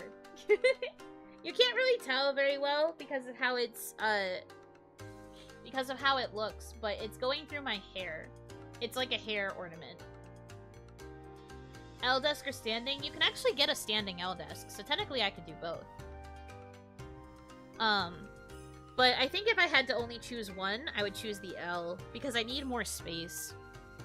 Something that is very lacking on my current desk, granted this is a desk that I've had for a very long time, the thing that's currently lacking is that this desk is just not big enough for the needs of a streamer. I need more space, and I've always wanted an L-shaped desk, because I like the idea of having a space that's, like, for my hobbies, which is, like, my journaling and my stationery stuff, and, like, all of that kind of thing. I want to have a space, like, just for that side of my interests, and then, like, the main side, which has my PC and all of that other computer stuff. My streaming equipment, as it were. You know, taking an L by choice. Yes, I'll willingly be choosing an L. But it's because I need the space, man. Standing desk isn't really a high priority for me. I know that some people find it to be more healthy, but I don't necessarily need it. My bigger priority is to get an L-shaped desk. And then from there, I'll think about whether or not I want a standing one. It'll probably depend on price. But the main thing that I have to buy for sure when I get a new box is a new bed.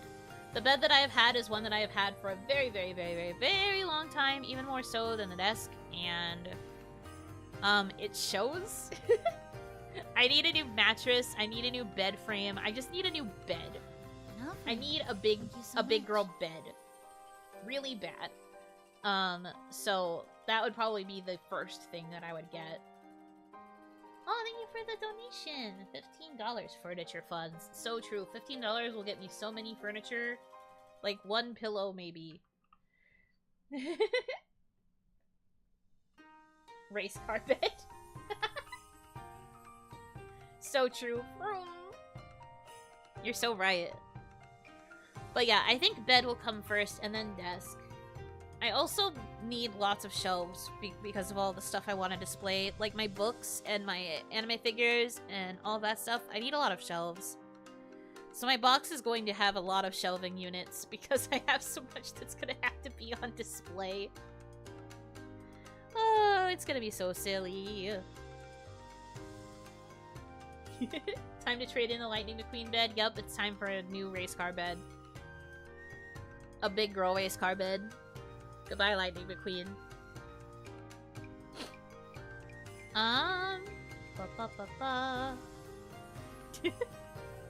Somebody asked, is raid up a lie?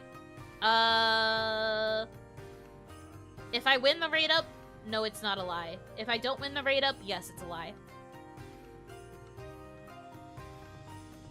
Are you gonna go with regular shelves or wall-mounted ones? Since I'm probably going to be moving into a box that might not allow me to put things on the walls, probably just regular shelves. But I do want, like, floor-to-ceiling shelves.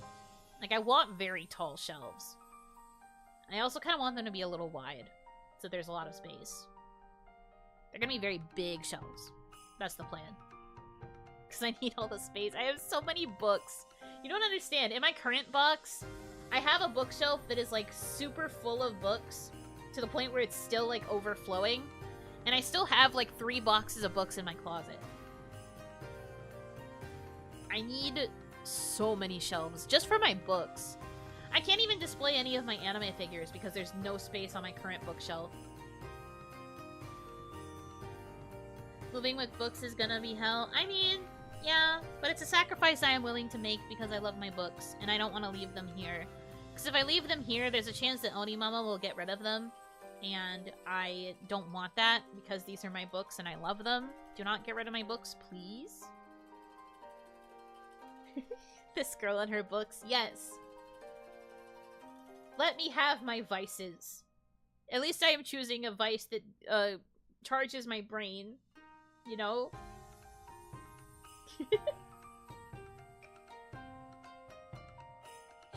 Okay.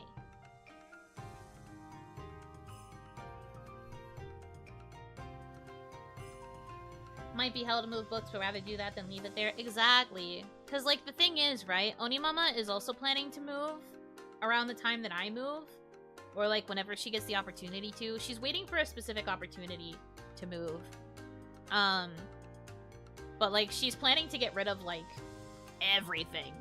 She wants to get rid of everything in her possession when she moves, because she wants to downsize like crazy. So she would be getting rid of all of my stuff. Anything that I leave here when I go to my new box is probably going to be purged. So I want to make sure I can bring as much of my stuff that I want to keep as I can. I don't mind if a lot of things get purged, but I don't really want my books to get purged, because books are very hard to, like, get your hands on again. Especially because some of my books, like my manga, are out of print and things like that. So, yeah. I had to get rid of so many books because I moved so much. Man, that makes me sad. But for me, I'm trying to prioritize my books, so... I'm doing my best to make sure I don't have to get rid of them, if I can. I'll take good care of them for as long as possible. Is moving a short-term or long-term goal? You talk about it like it's happening somewhat soon. Well, it was going to be soon, but circumstances changed. And now it is not as soon, but the problem is also it could happen at any time. I don't really know how to explain it without getting too into detail. I feel like this is more of a members topic if we want to get more specific. But basically, OniMama is waiting for a specific place to open up that would really benefit her, and I cannot stay with her if she gets into that place. So when she leaves, I leave. And right now, we don't necessarily know when that will be. It's kind of up in the air. It could be a few months from now. It could be as soon as, like, a few weeks. It could be soon. But it could also be not soon. As it stands, we are currently, we do have this place, this current box, for a little bit longer. So I do have time to, like, build up, funds to escape the box. But there's also a chance that it could very quickly, the situation could change, and then I would very quickly have to, like, drop everything to leave. So I'm hoping that that won't happen, but we don't know.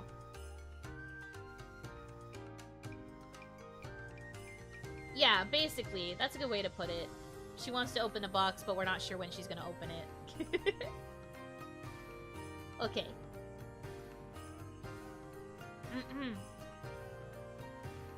You know a lot about hypnosis. I do? That's crazy. Very a bold thing to come out swinging with. Anyways, you know a lot about hypnosis. Have you ever had fantasies about hypnotizing others for fun? If so, who? Can you describe the scene? I do not fantasize about hypnotizing real people, because that's weird. That kind of thing is weird. I don't do that. But I do think about hypnotizing fictional characters.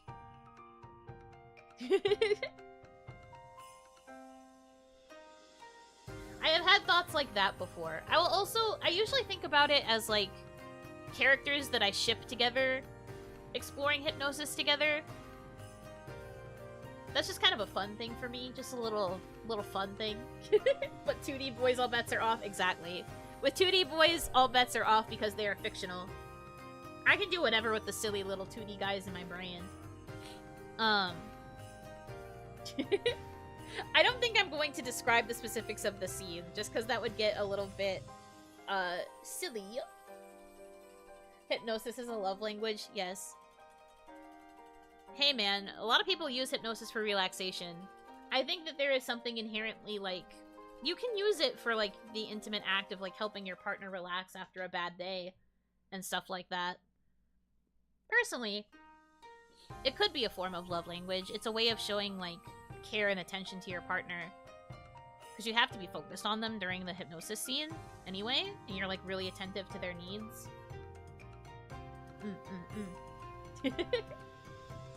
But yeah, I do think about it with fictional characters, not super often, but that is usually what I will fantasize about when I'm fantasizing about hypnosis things.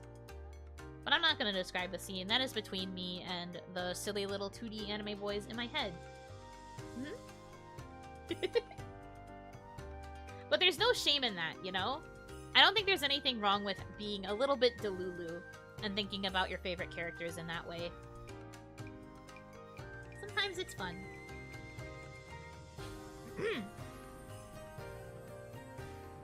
Are there any big events for you or Hanamizuki as a group between now and the 1-year anniversary? Obviously, if there's stuff you can't talk about, that's fine. Between now and the 1-year anniversary, not really. Unless we're able to hit certain subscriber milestones, there isn't really anything planned so far. Like... Like, I think the next big thing that would happen is the 1 year. I don't think we have anything else in the pipeline besides what is being planned for the 1 year, which, while I won't say what the 1 year anniversary thing is going to be, I will say that we are already talking about it with management. Loosely.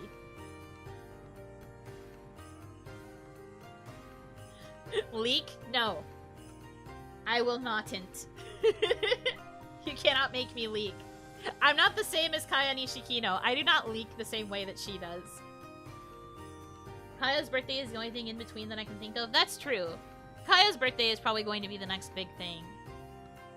But, you know, that's for Kaya, and that's also in September, which is like 5 months from now. 4 months, technically, since we're really close to May.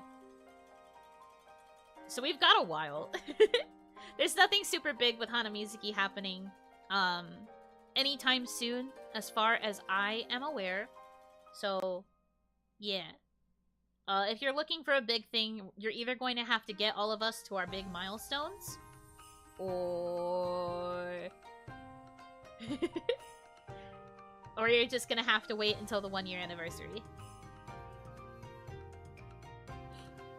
So let's work on shilling Hanamizuki.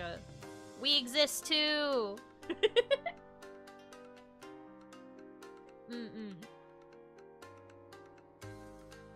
If you were Nano, what voice would you use?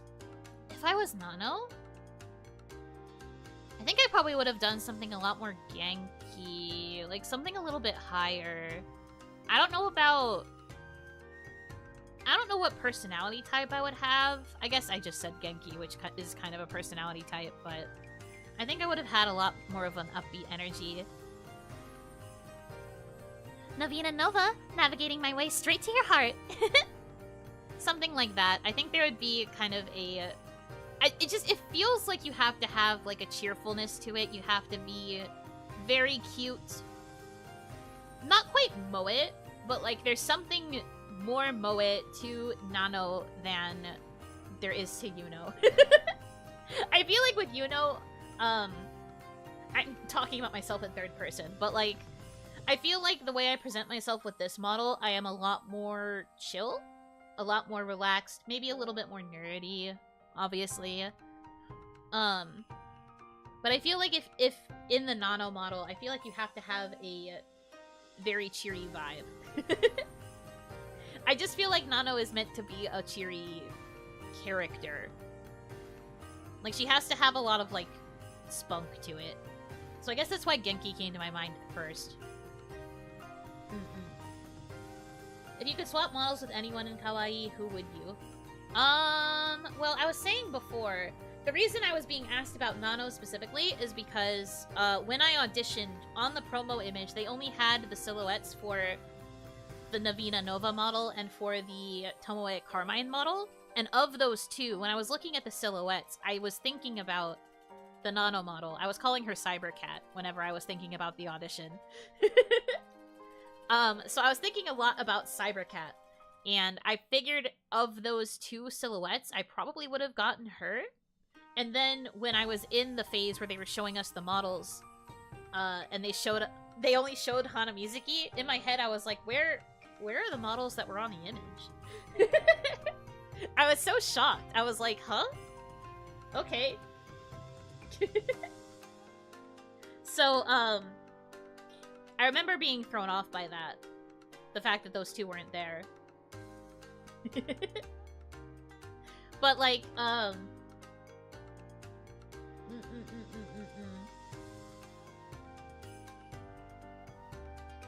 guess if I had to switch with anybody in kawaii, like, now, currently...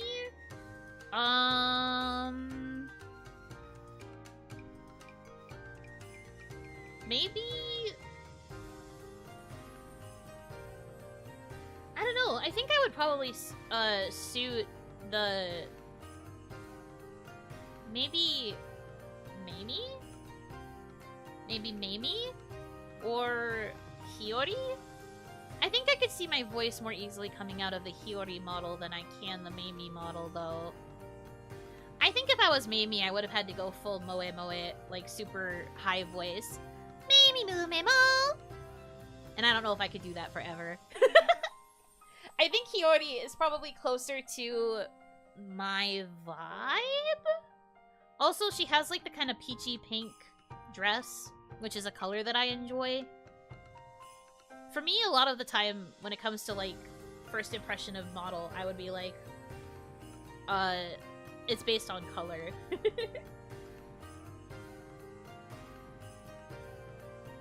Let's hear your Reina voice. What would I have even done as Reina?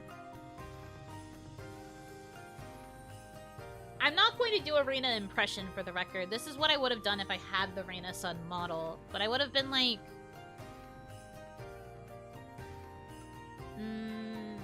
I'm trying to think of a line that I would have said.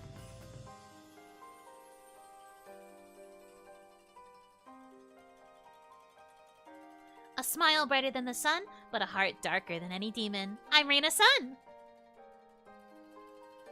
Probably something like that. It would have been like in the middle, but it would have had like a smug energy. I think I would have been kind of cheeky. More so than current Reina. Current Reina is just like embodiment of sunshine. But I think I would have been darker and more cheeky.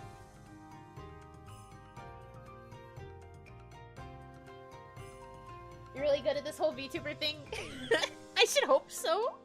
I should hope so. I've been doing it for like almost 7 months now. I should hope I got good. I think it's more that I'm good at acting. I think if I was given any sort of model, I probably would have been able to think of a way to make it mine, you know?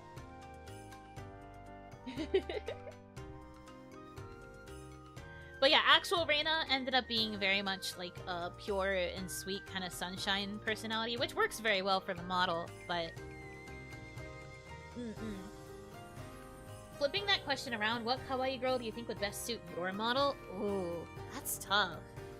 Who else could be a good Yuno?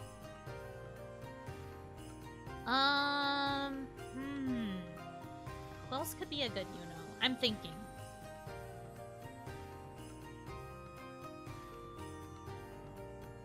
Well, like... definitely she? I don't know.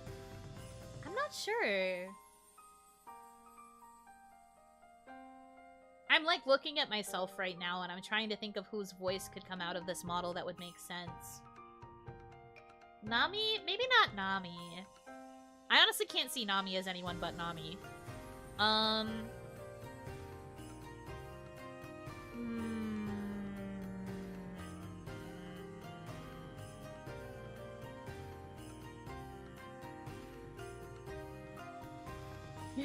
Of course it's Isla. Honestly,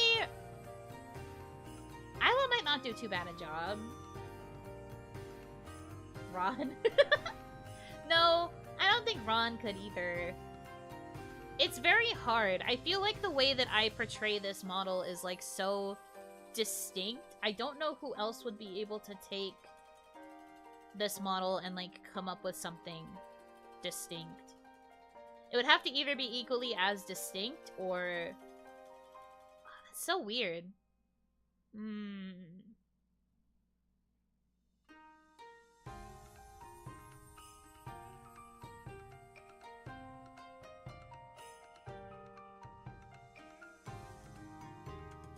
Your design has a very calm, reassuring energy, but maybe that's just your body language and not the model itself. I don't remember if they had a specific vibe in mind for my model. I will say I do kind of know like what the intention was with at least Ron's model. I don't know what the intention was with Kaya's. I don't think she ever told me. But like the document was in Japanese, so I couldn't read it. But they did have like a description kind of like the vibe that they wanted for all of us.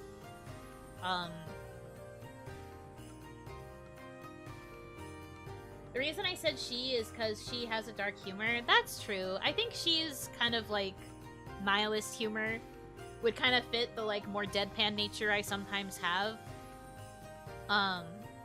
I don't think this model was necessarily intended to be piloted by somebody deadpan. I suppose she might be the closest, just also in terms of like vocal tone, maybe? Kaya said they wanted a Genki vibe. Oh, right, that's true. I remember them saying that they kind of saw her as like a leader type. Genki leader. I do recall her saying that. I didn't really get anything about that for me, though. So I wonder what the intention with mine was. It is a mystery. I wonder if they would tell me if I asked. I'm curious now.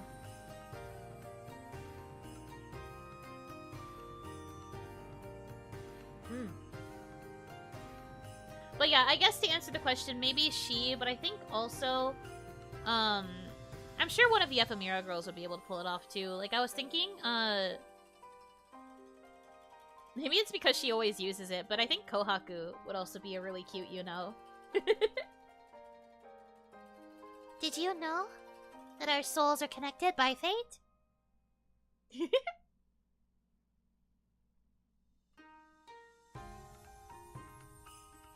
Not sure why, but Tomoe? Maybe. Tomoe just makes the most sense as Tomoe, though. I really can't see her in any other model.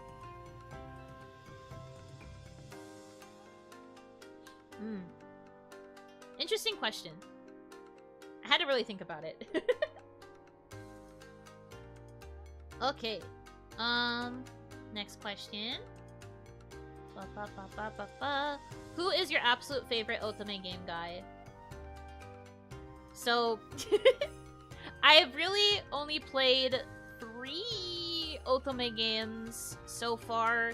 I do really like them, but I've only recently had the ability to, like, get the games and play them all the way through. If I had to choose an ultimate favorite of the 3 games that I have played so far, Limbo Fitzgerald from Bustafellows. He is my everything. He was the first route I went down when I played Bustafellows, and no other route hit as much as his did. And I think that was a sign that he really impacted me. His route was just so good. He also had 2 bad endings, and both of them were very, very sad, and it, like, ruined my brain chemistry. There's a certain classical song that I cannot listen to anymore because that song is associated with the bad ending. Literally, anytime I hear that song, I tear up. Limbo Fitzgerald, ruined my life. He starts out as this, like, smarmy, smug, overconfident jerk of a lawyer. But then you find out that he, like, cares a lot about, he cares a lot about people, and he, like, works really hard for, like, those that are, unable to represent themselves normally. Like, he takes a lot of pro bono cases because he has a very kind heart deep down. But he presents himself as being crooked and twisted because it's a lot easier for him to get things done that way. But he has this, like, crazy bravado of a personality. And I was playing through the game with a friend, right? And there was, like, this scene. I'm trying to talk about it without giving spoilers. But there was a scene where he's, like, hugging onto Teuta, the protagonist, like, from behind. And he's just kind of, like, quietly holding on to her. And you have the choice to either say something to him and, like, break the silence, or to stay quiet. And my friend was like, well, obviously we should choose to say something, right? We have to, like, get him to talk. And I was like, no, I think he wants the quiet. I think he just kind of wants to, like, be there with her. And so we ended up choosing the quiet answer. And that ended up being correct. That got us, like, the affection level that we needed for them to actually, like, become an item. And I was like, I know him. I get him. I know what he's about. And that really, like, impacted me in a way, because, like, he's a character that's known for being this, like, he's got that bravado, he's got that, like, smarmy confidence, he acts like he is way hotter shit than he actually is. But he actually ends up being a guy who, like, values the quiet. Like, he values just being able to be with somebody. He values the fact that, like, Teuta doesn't pry or, like, force him to speak when he isn't ready to. It's just a really good dynamic that they have. And that scene, like, stays in my brain. Because I was so surprised that that was the right answer, but I also, like, because I felt like I knew it. I was just like, huh, this just feels right. And the fact that it was, I was just like, I'm in love with him, I think. It was such a good scene. Man. I wish Otome Games let you stream them. I would absolutely show you guys all of Bustafellows if I could. One day, I will be famous enough that they will have no choice but to allow me. They will have no choice but to allow me to play the game.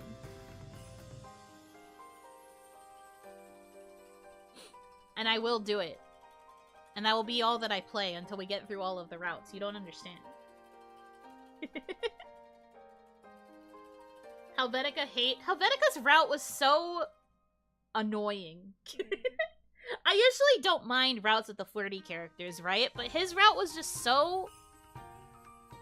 I didn't like it. His and Mozu's. I was very surprised how much I didn't like Mozu's route. Like, Mozu's route didn't feel like a romance route.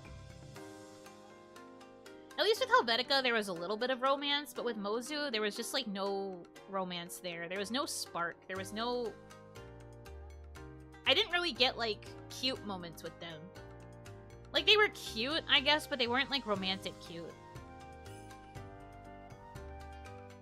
Helvetica's route was annoying as heck, though. I will agree with you on that front. It ended up being one I really didn't like all that much.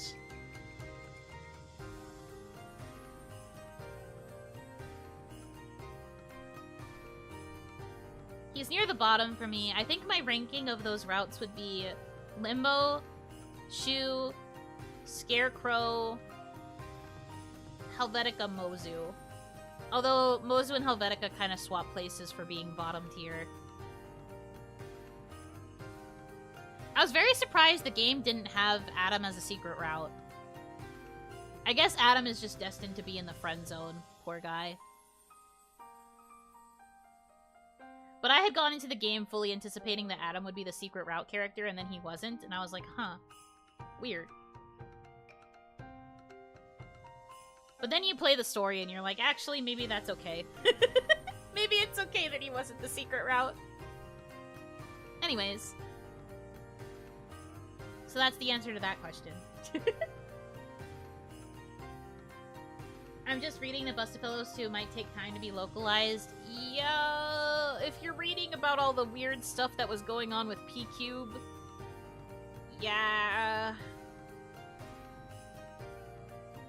Oh, he's voiced by Ken. Yeah, usually I don't have a bias towards Ken characters. However, Ken does an incredible job as Limbo. Like, honestly, incredible. Like, it's so different from any other character I've heard Ken play. And it's really good. He does a great job. Technically, if we were going to be going by, like, usual bias, Scarecrow probably should have been my favorite. Not because I'm super biased towards Shirai Yusuke, but because I usually like those characters, like that archetype. But no, Limbo just like grasped me firmly and didn't let me go, even when I played the other routes. Anytime he appeared in the other routes, I would be like, "Oh Limbo, I miss you. Oh Limbo, my sweet boy." So. This dude is 180 centimeters. How will you kiss him? He will lift me up like a princess.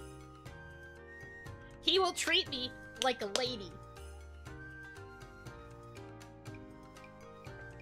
That's how. The frick? How dare you ask that question? Obviously, he will treat me like the princess that I am. Teota is also kind of short. Usually, Limbo just, like, leans down to smooch her.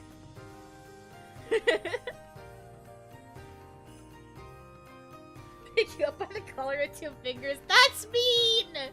What do you mean? He would never treat me like that. How dare you? How dare you?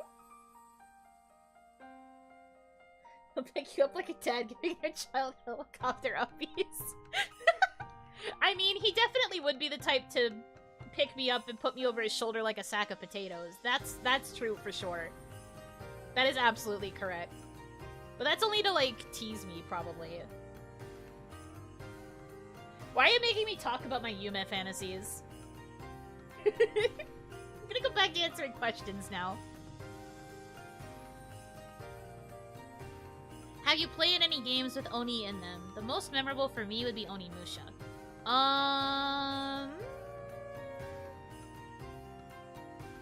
can't think of any off the top of my head, actually. I don't think I've gone out of my way to play games with Oni in them. I mean, I've played games with demons, for sure, but I can't really think of any that specifically had Oni. Or that had, like, a Oni focus. There was one game that I played the trial for that was, I think it was Oninaki? I think that was the name of it. I played the trial, and I really liked the trial, but I never bought the full game.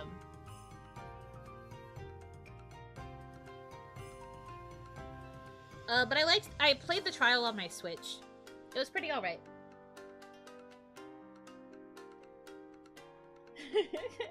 She went from he'll pick me up like a princess to like a sack of potatoes real quick because he has the duality to him, okay?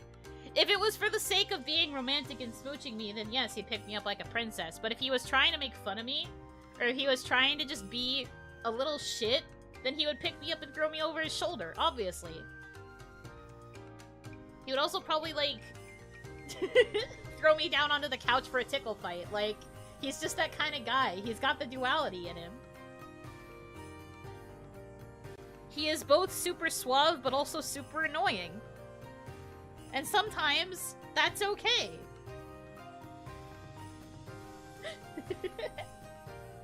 But yeah, anyway, I've never played a game that had a specific Oni focus besides, like, OniNaki. I don't even remember what the Oni had to do in that game, though.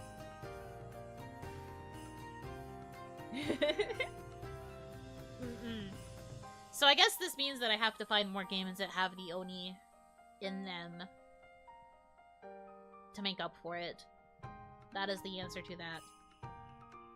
Have you met any of the kawaii girls IRL? Not yet. Maybe someday, but not yet. I am in Onigashima. Onigashima is pretty isolated from the rest of the world, obviously.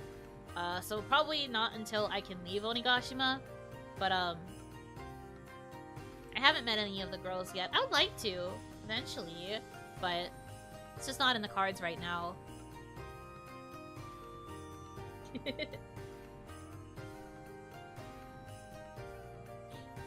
If you could change your height, how tall or short would you be compared to the other kawaii girls? If I could change my height? I don't know. I guess I would just be a little bit taller. Maybe closer to Ron's height, I guess. But, like, I don't know. I don't really see a reason to change my height. I know it's like, Yuno's so short, she hates it, blah, blah, blah, blah, blah. But, like, I don't know. I think it's kind of silly to think about changing my height. I don't care about that kind of thing. I know it's like a meme that I get mad whenever you guys call me short, but I truly do not care about it. It is fine. Sometimes that's just how life is. 200 meters tall. Just to crush Kaya like a bug. Very true. Hanamizuki off collab? That would be pretty fun. I would love to meet my girls someday. But it'll have to be a big someday. Because I'm not sure how soon that would ever end up happening. But we will see. We will see. Yuno is small but cute. Exactly! I like being cute.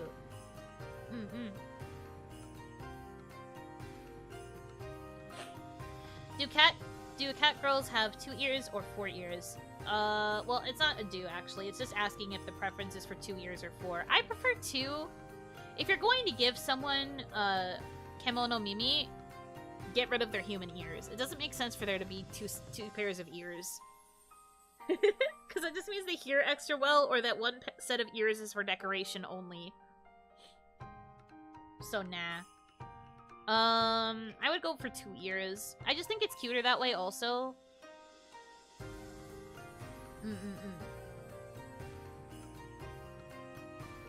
No 6'5" Yuno fantasies. Yeah, not really.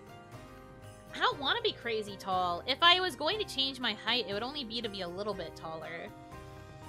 Being crazy tall is just kind of sad. I'd be bumping my head on the door frames. I wouldn't be able to, like, get into most buildings. People would be staring at me like I'm some sort of weird creature. No thanks.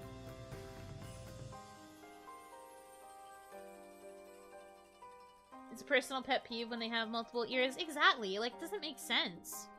You can't tell me that one set of ears is for decoration. And you also can't tell me that she doesn't hear out of all 4 sets of ears.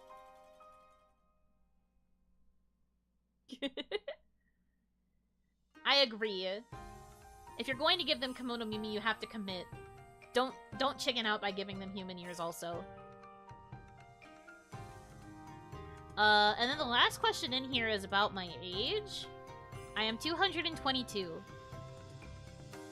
Because I had my birthday in February, so now I'm 222. 222. Yep. That's it. I guess that's all the questions? Question mark? Let me check my marshmallow in case there were any more. Oh, there is one marshmallow. 1802. Shut up!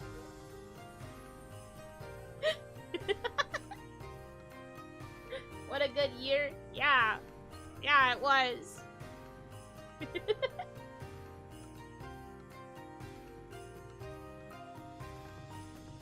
Why are you going mean? Do I look like Kaya Nishikino to you? Anyway. So actual last question from Marshmallow. If you could go back in time and talk with even more Babu Yuno, what would you tell her? What would I tell my baby self?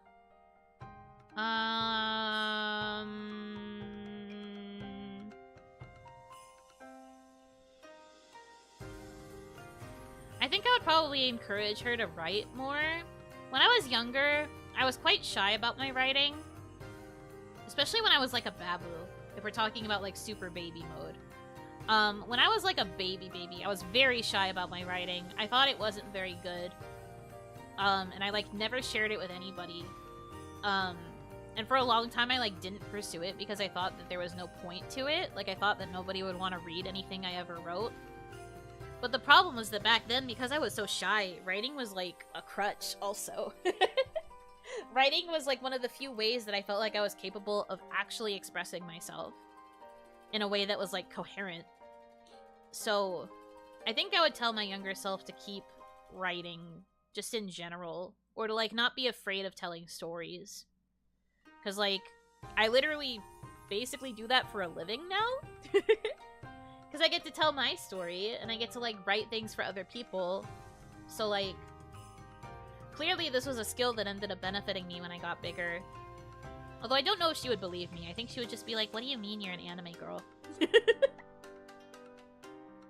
So, I have that issue as well. This little baby kudere Yuno would just be like, what are you talking about? What do you mean? That doesn't make any sense. She'd be very confused, I think. You know, at 5K, you're gonna think about doing a punishment stream. Do not. No, that's just something I would tell, like, right before debut, you know. That's not something I would tell a baby. I think the baby would be like, what do you mean a punishment stream? What's a stream?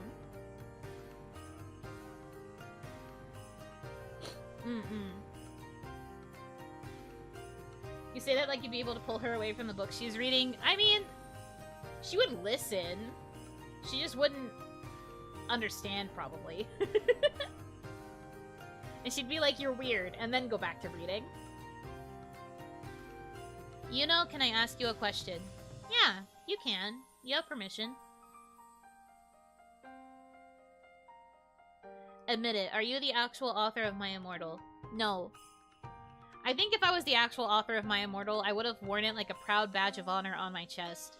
The fact that the actual author has never actually been found, allegedly, besides, like, the one person who, like, really does claim that she wrote it. Like...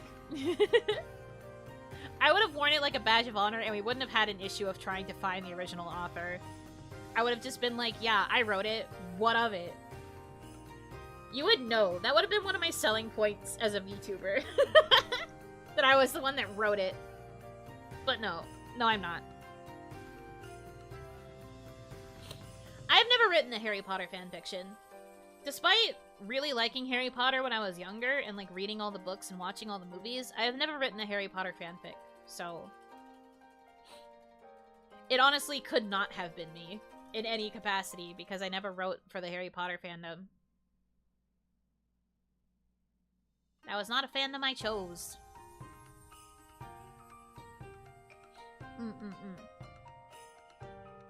Okay. I think that's all the questions. This is a fun batch of questions this time. Talked about a lot of random stuff. But good batch of questions overall. Thank you everybody who submitted a question. Gonna go ahead and end the Q&A now.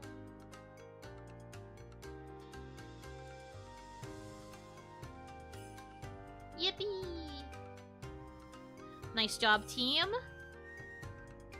I hope you were able to learn a little bit more about me through these questions also as well. It was a lot of fun. I have to do more of these. I have to remember that I like doing them. We'll try to make it a little bit more frequent, maybe. Maybe, if I remember.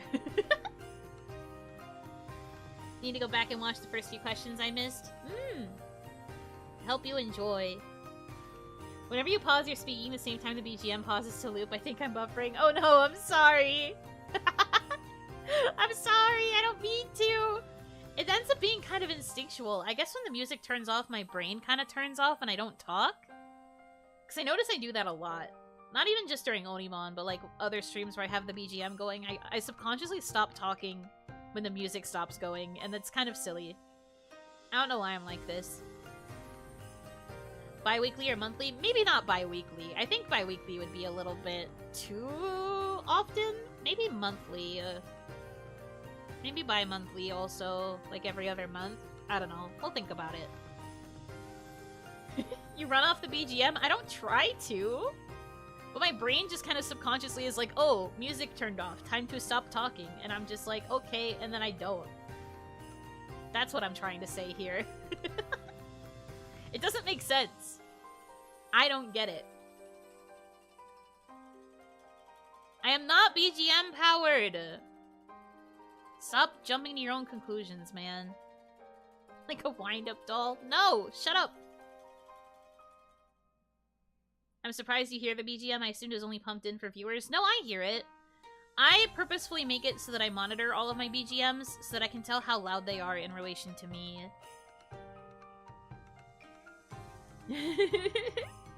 I make sure that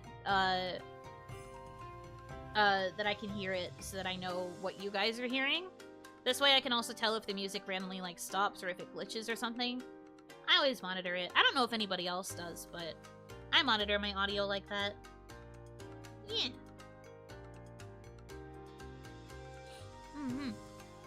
Sorry if I look like I'm bobbing up and down a lot. I'm itching my nose, and that registers as movement. So, like, right now I'm rubbing my nose, and it looks like I'm moving. It's very silly. Anyways. That's gonna do it for this stream, I think. What am I doing tomorrow? I forget. Me makes a schedule. Me forgets the schedule. Right, so tomorrow I'm going vertical. Evening stream. I'm doing a vertical Zatsu. It's gonna basically be another OniMon, I guess, because I'm gonna be rambling about whatever. But it's gonna be a shorts stream. So, be prepared for the shorts audience. But that is the plan. Is there anything else I need to say? I don't think so. I'm going to hopefully be getting the other waiting rooms up soon. At least more quickly. Sorry that they've been kind of coming up the day of, but I'm gonna work on the thumbnails and try to get them up soonish. Yeah. So, we'll be working on that as well. But yeah, tomorrow is the vertical Zatsu, so I hope you look forward to it. Until then, I hope you have a good rest of your time zone. And until I see you again, Yunotsu!